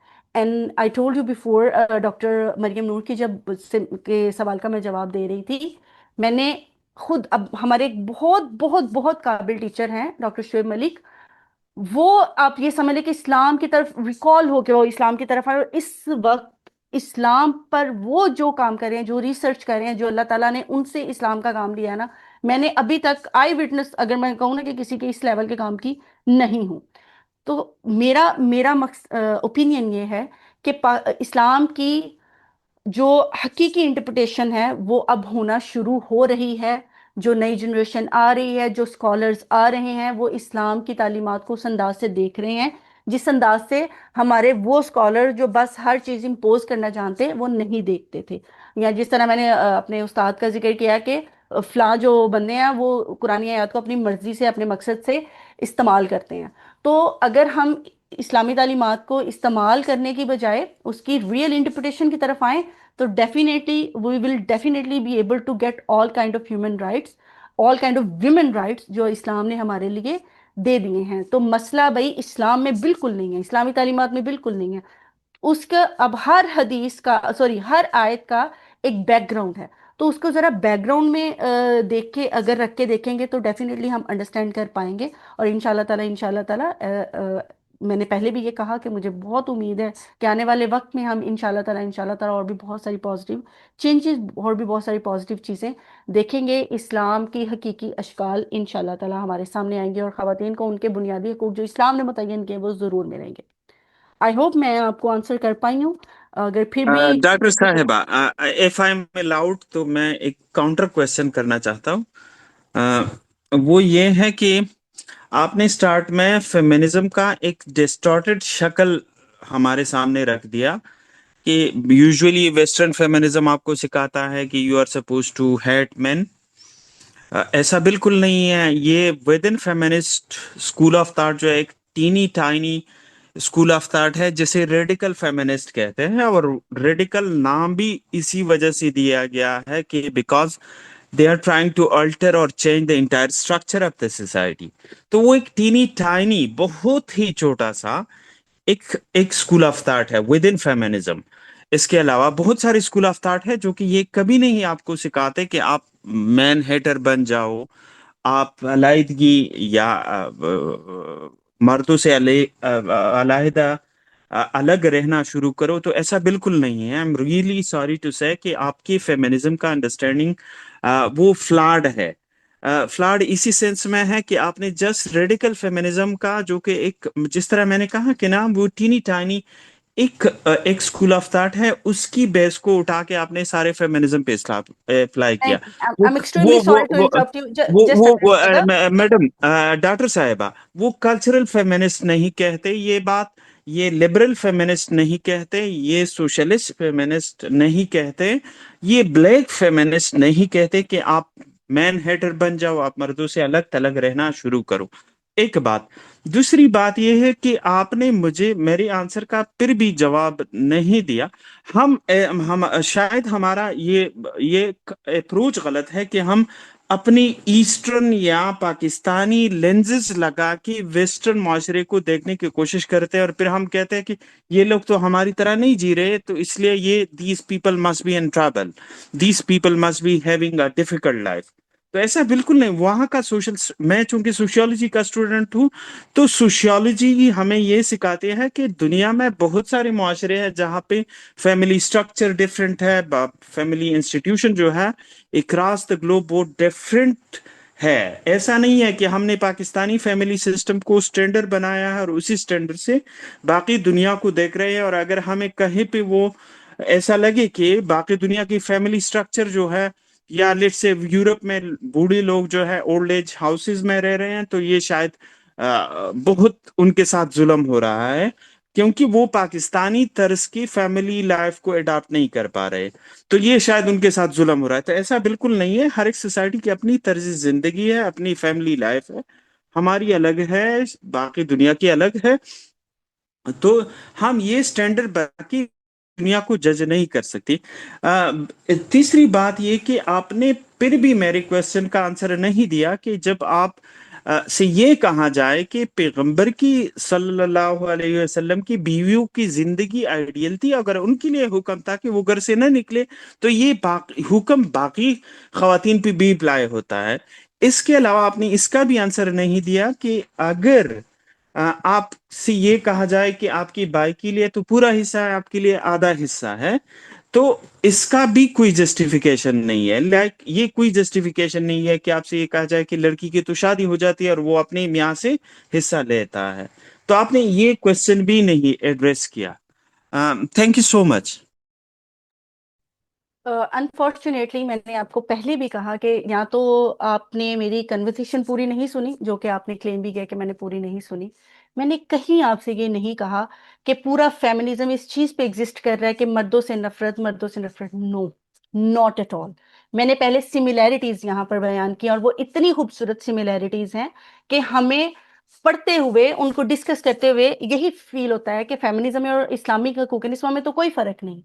میں نے ان نکات کو آپ کے سامنے رکھنے کی کوشش کی ہے, جو کہ میری obviously کمپلیٹ کوشش نہیں ہوگی, بینگ اے ہیومن obviously میں کہیں نہ کہیں کمی رہی ہوگی کہ دونوں تعلیمات کے اندر ڈفرینسز کیا ہیں, تو ان میں ایک قابل ذکر سوری ڈاکٹر صاحبہ آپ دو اس ایک یہ بات میں بھول گیا تھا کہ آپ دو چیزوں کو کنفیوز کر رہے ہو. پہلے جو آپ نے آنسر دیا کہ لڑکا لڑکے سے شادی کرنا چاہتا ہے اور لڑکی لڑکی سے, تو there is a difference between sexual orientation and gender identity. یہ دو ڈفرینٹ چیزیں ہیں. There are people who are born with Klinefelter syndrome. There are people who are born with Turner syndrome. कहीं पे भी आपने उन लोगों की एग्जिस्टेंस को identify, there are people who are born with pseudohermaphrodites identities या pseudohermaphrodites फिजिक के साथ या बायोलॉजी के साथ वो पैदा होते हैं, जो कि टोटली नेचुरल है. Gender identity is something else, sexual orientation is something else. तो आपने इन दोनों को कंफ्यूज कर दिया, आप इनने इन दोनों को मिक्स कर दिया, जो आपका पहले का जवाब था. अगर अब आप मुझे मुकम्मल करने दें मेरा जवाब, मैं इंशाल्लाह ताला आपको आपके तमाम सवालात का जवाब दूंगी. मैंने अपनी गुफ्तगू के आगाज में भी कहा कि एक एक पहलू हर लिहाज से यहाँ पर डिस्कस नहीं हुआ. मैंने ये नुक्ता किस अंदाज में बयान किया, मैंने ये नहीं कहा कि सेक्सुअल ओरिएंटेशन, और अगर किसी इंसान की ऑलरेडी अल्लाह ताला ने उसकी उसकी पैदाइश ही इस अंदाज से की है कि उसकी फितरत में ये चीज मौजूद है, ये एक बिल्कुल डिफरेंट कॉन्सेप्ट है. फेमिनिज्म इस कॉन्सेप्ट को प्रोमोट कर रहा है, ये एक डिफरेंट डिबेट है. And I am talking about that thing कि फेमिनिज्म इस कॉन्सेप्ट को प्रोमोट करता है, जिसके लिए ना सिर्फ पाकिस्तानी उलमा की मैं बात करूं, बल्कि उनको तो हज़फ कर दें भाई, उनकी तो मैं बात ही नहीं करती, उनको निकाल दी. मैं यहां पर ट्रेडिशनल क्रिश्चियंस की बात कर रही हूं, जिनके साथ मेरी उठक बैठक, एक दूसरे के साथ मीटिंग्स हैं, जो खुद इस चीज का क्लेम करते हैं कि अल्लाह के बंदो ये कौन सा कॉन्सेप्ट आ गया है, और उठ उठ के फेमिनिस्ट इसको प्रोमोट करते हैं.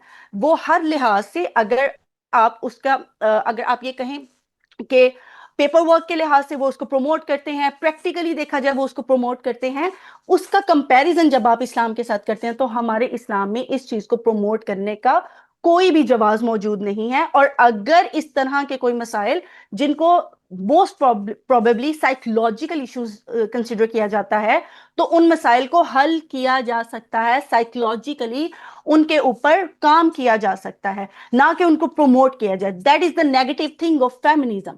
उसके बाद आप अगली बात कर रहे हैं सोसाइटी की. I am not talking about Pakistani ideal society, no, not at all, not at all, that is not the point. Basically I'm just trying to say कि ये मैं नहीं कह रही, मैं आज भी पाकिस्तानी हूँ, पाकिस्तानी नेशनैलिटी के साथ यहाँ पर, पाकिस्तानी कल्चर के साथ यहाँ पे बैठी हूँ. ये जो आपके सामने असूल और जो हवादिस और जो तजर्बात मैंने पेश किए हैं, ये यहाँ के लोकल्स के, यहाँ के सफेद फार्म अफराद के, यहाँ के रहने वाले बुजुर्गान के कॉन्सेप्ट आपके सामने पेश किए हैं कि वो आज अपने फैमिली स्ट्रक्चर को मिस करते हैं. आज यहाँ पर उरियानियत, यहाँ पर बेहयाई, यहाँ पर शादी का कॉन्सेप्ट शुरू से क्रिश्चियनिटी में या यूरोप में या वेस्ट में ये चीजें नहीं थी. आप भी ऑब्वियसली हिस्ट्री के स्टूडेंट, आपको भी इस चीज का इल्म है कि शुरू से ये चीजें मौजूद नहीं थी. ये कॉन्सेप्ट्स, ये मूवमेंट्स, ये तस्वुरात आने के बाद, आहिस्ता आहिस्ता जहन साजियों के बाद चीजें बहुत डिस्टर्ब हो गई. 5 दिन अब यहाँ पर 40 to 60 एज की खवातीन सिंगल हैं, डाइवोर्सिंग हैं. क्यों? छोटी छोटी बात पे वो तलाक लेके अलग होकर बैठे हैं. और इंतहा से पूरा बरतानिया इस वक्त टॉप ऑफ द रैंक है साइकोलॉजिकल इश्यूज के लिए, नफ्सियाती मसाइल के लिए. और ये खुद उनकी रिसर्च क्लेम करती हैं. मैं बिलाल भाई को बहुत सारी रिसर्च के लिंक भेज दूंगी, वो आगे आपको फॉरवर्ड कर सकते हैं, जो इस चीज का वहां का मुआशरा खुद क्लेम कर रहा है, अल्लाह के बंदे, कि हमारा फैमिली स्ट्रक्चर जो खत्म हुआ, जो कि शुरू से ऐसा नहीं था, हमारे भी फैमिली स्ट्रक्चर था, फैमिली पूरा एक सिस्टम चलता था, बेटे बेटियां औलादें, नानो दादो, ये सारा कॉन्सेप्ट था वहां पर. लेकिन by the passage of time ये मुख्तलिफ तस्वुरात आए और बिल्कुल अपनी हदूद से बाहर निकलती गई चीजें, तो आज ये family structure, family culture totally destroy हो चुका है. इस चीज का वो रोना रोते हैं, मैं नहीं रो रही. ये वो रिसर्चेज हैं जो उन्होंने भाई की हैं, ये मैंने नहीं की. मैंने उनकी रिसर्चेज पढ़ी, मैंने उनकी कोट कर दी, उनके लिंक्स मौजूद हैं, अगर आपको चाहिए हुए तो मैं आपको वो किसी ना किसी एंगल से आप तक पहुंचा दूंगी, आप भी पढ़ लीजिएगा. और फिर वही बात, यहाँ पर सोच के, नजरियात के डिफरेंट डिफरेंट एंगल्स होते हैं. हर चीज एक नजरिए के मुताबिक या एक इंसान के जहन के मुताबिक नहीं चलती. Last but not the least, I know time बहुत ऊपर हो चुका है और हमारी ऑडियंस ऑब्वियसली इसको कंक्लूड करने का ही वेट कर रही है. हमारे इस्लाम की इम्प्लीमेंटेशन और उसकी मुकम्मल तौर पर उस अंदाज से, जिस अंदाज से, अब मैं एक कुरानी आयत की अपने मुताबिक आपको कोई भी उसकी इंटरप्रिटेशन दे दूंगी, ڈزنٹ مین کہ اسلام ہی میری انٹرپریٹیشن کے مطابق چل رہا ہے. تو میں بہت بہت سیکیور وے سے یہ بات کرنا چاہوں گی، بڑے ریسپیکٹفل وے سے، کہ وہ جو یہ کلیم کر رہے ہیں کہ اللہ کے نبی کی بیویوں کے بارے میں یہ کہہ دیا گیا ہے یا اللہ کے نبی کے بارے میں، اور وہ تمام کے اوپر یہی چیز امپلیمنٹ ہوتی ہے، تو میرا پرسنل اوپینین یہ ہے کہ ڈیفینیٹلی چیزیں اس انداز سے پیش نہیں کی جا رہی جس انداز سے اسلام نے خبر. اگر اسلام نے اسی طرح بالکل عورت کو ڈھک کے اور بالکل ایسے گرداری میں پھنسا دینے والی ہی تصور دیا ہوتا، تو نہ تو علم کی بات ہوتی، نہ تعلیم کی بات ہوتی، نہ دنیا کو ایکسپلور کرنے کی بات ہوتی. جب دنیا کو ایکسپلور کرنے کی بات ہو رہی ہے تو اللہ نے نہیں کہا کہ مرد تم اٹھو اور پوری دنیا کو ایکسپلور کرو، نہیں، انسان کے لیے بات، اور انسان میں عورت بھی ہے مرد بھی ہے. تو انٹرپریٹیشن جب انشاءاللہ تعالی اسلام کی درست ہونا شروع ہو جائے گی تو ہمیں یہ کوسچنز بھی اٹھانے کا نہیں ملے گا. بہت شکریہ. اگر آپ کی اجازت ہو تو میں جسٹ ان 2 منٹس جو ہے انور بھائی کے ایک دو سوالات کا جواب دینا چاہوں گی. جی جی ضرور ضرور، اپ ٹو یو. اچھا جی، ان کا سوال تھا وراثت کے لحاظ سے، چونکہ میرا کام جو ہے وہ ٹیکسچوئل اسٹڈی پر ہے، قرآن پاک کے متن، احادیث پر، اور پی ایچ ڈی میں جو ہے وہ ادیان ثلاثہ پر ہے، بائبل. تو یہ ریلیٹ ٹو مائی ٹاپک. تو وراثت کے لحاظ سے انہوں نے سوال کیا کہ کیونکہ جو فیمیل ہے اس کا وراثت میں حصہ آدھا ہوتا ہے، لِلذَّكَرِ مِثْلُ حَظِّ الْأُنثَيَيْنِ قرآن پاک میں بیان ہے.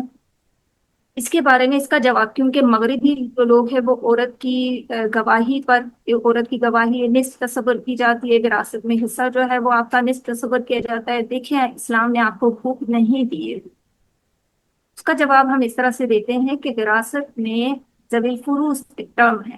ذوی الفروض ٹرم یہ ہے کہ وہ ورثاء کے میت کی جب جائیداد تقسیم ہوتی ہے، وہ 12 ورثاء کے جن کے اللہ رب العزت نے خود ان کے حصے مقرر کر دیے ہیں، ان کو ذوی الفروض کہا جاتا ہے.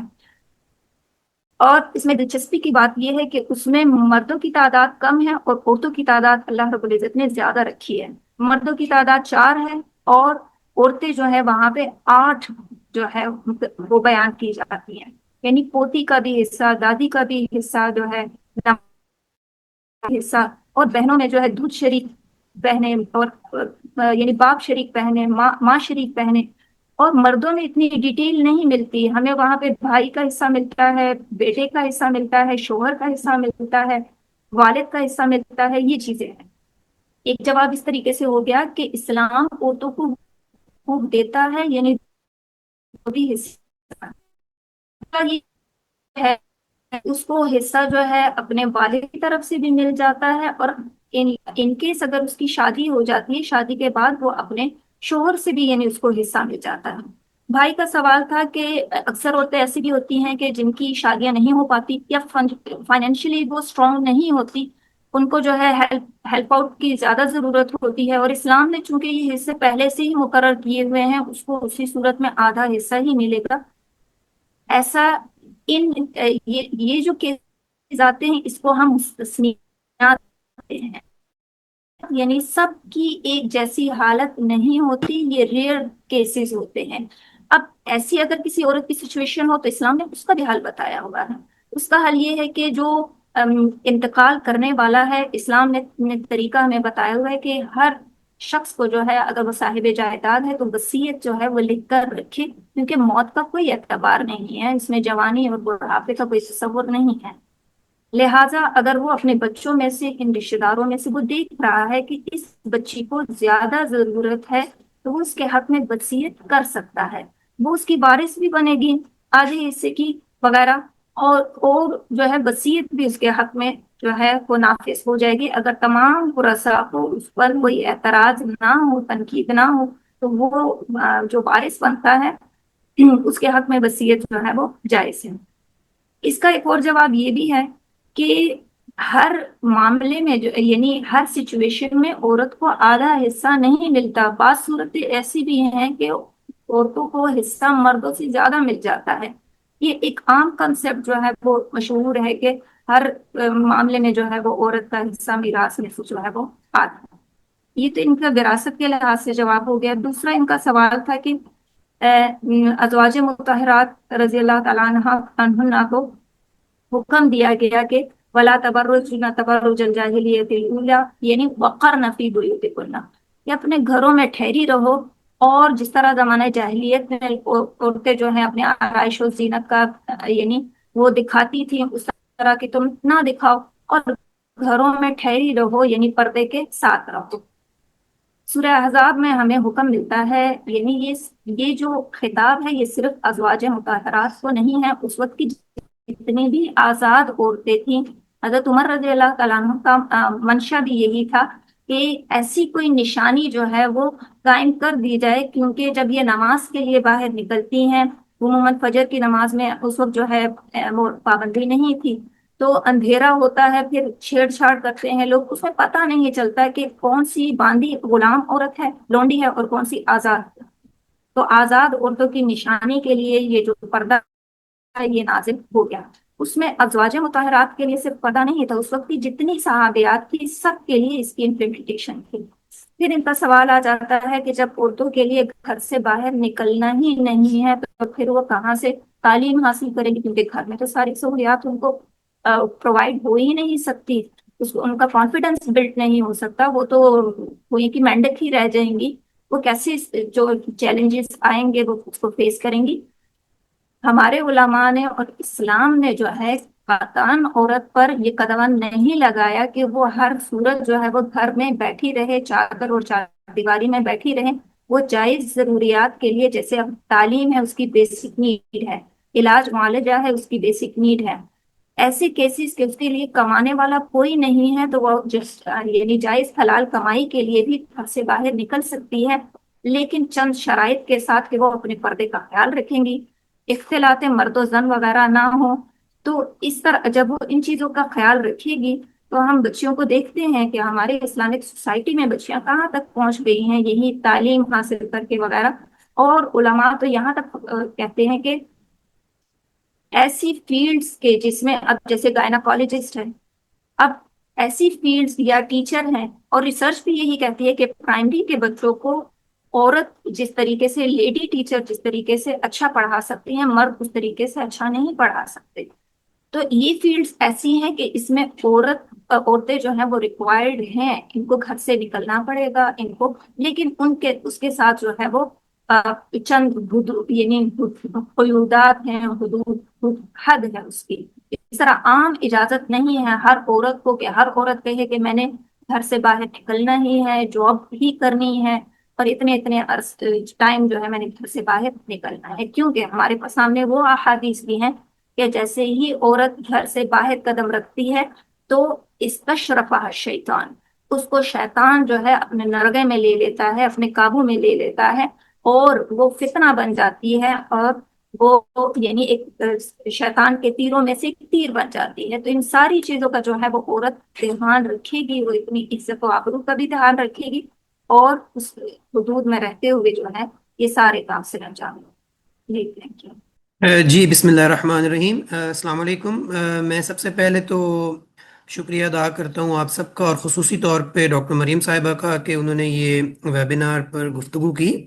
अगर हम गुफ्तगू को थोड़ा सा वापस लेके जाएं, जो हमारा टॉपिक था कि पाकिस्तान में फेमिनिज्म के मुआसिर बयानी है और उससे मुतालिक जो कुछ गुफ्तगू हुई, तो मैं अब चूंकि वो जो कुछ और मेरा सवाल था वो इवॉल्व कर गया कुछ गुफ्तगू के दौरान, तो मैं सिर्फ एक बात यहाँ करना चाहूँगा कि देखें, हमें हर दुरुस्त रास्ते पर आने के लिए किसी फेमिनिज्म की ज़रूरत क्यों होती है।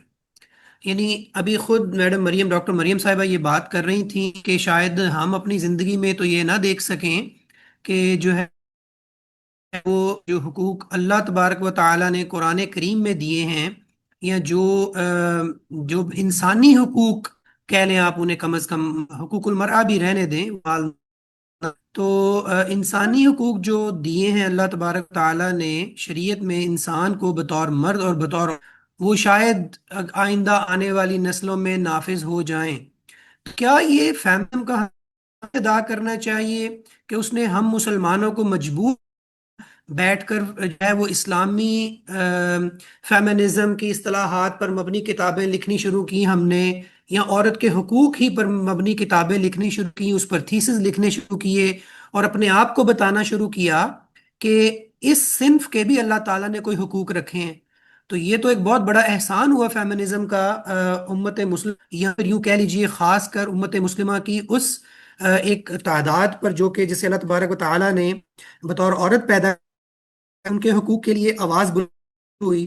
ورنہ کیا ایسا ہی رہنا تھا کہ ہم اسلام کی وہ شکل ہی نافذ کیے رکھتے جیسے آج بھی، جیسے آپ دیکھیں افغانستان میں جب اسلام کو یہ اس اسلام کے نعرے کے ساتھ جب حکومت آتی ہے تو وہ یہ فوری طور پہ عورت کو جو ہے وہ بند کر دیتی ہے، اور تمام ادارے ایسے بند کر دیے جاتے ہیں۔ اور پھر کب کھولے جاتے ہیں اسکول؟ جب امریکہ کی طرف سے یا کسی اور ایسے مغربی ملک کی طرف سے کوئی ڈنڈے کی بات ہو، کوئی سختی کی بات ہو، کوئی فنڈز روکنے کی بات ہو۔ تو کیا ہمارا حقوق المرأہ کا نعرہ صرف اور صرف فیمنزم کے جو ہے آپ یوں کہہ لیجئے کہ بغاوتی نعرے سے یعنی جڑا ہوا ہے کہ جب کوئی شخص بغاوت کرے گا تو پھر ہم حق کی بات کریں گے؟ میرا خیال ہے میں اپنی بات کہہ پایا ہوں، اگر آپ اس پر تھوڑی سی ڈالیں مریم صاحبہ، ڈاکٹر مریم صاحبہ، شکریہ۔ جی بہت شکریہ، اور بہت بہت ہی خوبصورت پہلو آپ نے ریز کیا ہے، اور میں یقین جانیے 110% آپ کی بات سے اگری کرتی ہوں۔ میں اس چیز کی 110% قائل ہوں کہ اگر اس طرح کی کوئی بھی تحریک، اور اگر وہ رہتی ہی مغرب میں، پاکستان میں بھی آنے کا، یا اسلام، میں پاکستان کی بھی بات نہیں کروں گی، اسلامی معاشروں میں بھی آنے کے اس کا چانسز نہ ہوتے نا، تو ڈیفینیٹلی کوئی بھی اس طرح کا آپ کو شور و غوغا بالکل بھی سنائی نہیں دینا تھا، کسی طرح کی کوئی ایکٹیویٹی، پازیٹیو ایکٹیویٹی بالکل بھی نظر نہیں آنی تھی۔ یہ میرا پرسنل اوپینین ہے، اور یہ بڑی تلخ حقیقتوں کے بعد یہ اوپینین ڈیولپ ہوا ہے۔ پھر اس کے باوجود میں پازیٹیو رہنے کی کوشش کرتی ہوں، اور یقین جانیے آپ کی بات سے میں بالکل 100% اس چیز کے ساتھ ایگری ہوں کہ اس تحریک کا یہ ایک بہت بڑا احسان ہے اس طبقے کی خواتین پر، جن جن کا جن کے لیے حقوق کتابوں میں، آئین میں، اور جو سیکرڈ بکس ہیں ان میں ہر جگہ موجود تھا، لیکن امپلیمنٹیشن نہیں تھی۔ تو میں اس چیز پہ بالکل ایگری کرتی ہوں کہ فیمنزم ویسٹ میں آیا، اور اس کے کچھ اثرات جب اس طرح کی ریاستوں میں آئے تو ان کو بھی تھوڑی سی ہوش آئی کہ ڈیفینیٹلی ہمارے پاس آلریڈی وہ چیز موجود ہے، ہمیں ان کی چیز اوڑھنے کی ضرورت نہیں ہے، ہمارے پاس کانسیپٹ موجود ہے۔ بات وہی جس طرح آپ نے میری ہی بات سے آغاز کیا، اب اس کے 100% امپلیمنٹیشن کے لیے شاید ابھی 2 3 4 صدیاں، اور واللہ کتنا وقت لگے گا، لیکن میں اس چیز سے بھی کرتی ہوں کہ فیمنزم کی وہ ایک آگ جلی تو اس کی تھوڑی سی ہیٹ ادھر آئی، اور اس کی بنیاد پر ہمارے وہ جو نظریات تھے، ہماری جو تعلیمات تھیں، ان پر کام بھی ہونا شروع ہوا۔ الحمدللہ خواتین کو حقوق بھی ملنے شروع ہوئے، اور اس چیز کے لیے بھی جو ہمارے اسکالرز اور ہمارے بہت سارے افراد جو ہے وہ کھڑے ہو گئے کہ نہیں بھائی، ہمیں باہر کی کوئی چیزیں اڈاپٹ نہیں کرنی، ہمارے پاس ہے، وہ ہم نے بس صندوق میں رکھی ہوئی تھی، بس نکال رہے ہیں اس کو جاڑ جوڑ کے، تو اب اس کا امپلیمنٹیشن اس کی ہوگی۔ تو ہوپ فلی ان شاء اللہ تعالیٰ آنے والے وقت میں ان شاء اللہ تعالیٰ اللہ تعالیٰ نے چاہا تو جو اللہ تعالیٰ نے ہم خواتین کو جو حقوق دیے ہیں اور جتنے خوبصورت انداز سے دیے ہیں، وہ اس فیمنزم کی لگائی ہوئی چنگاری سے ان شاء اللہ تعالیٰ ہمیں ضرور ملیں گے۔ بہت شکریہ پیارے اس خوبصورت تصور کے لیے، بہت شکریہ۔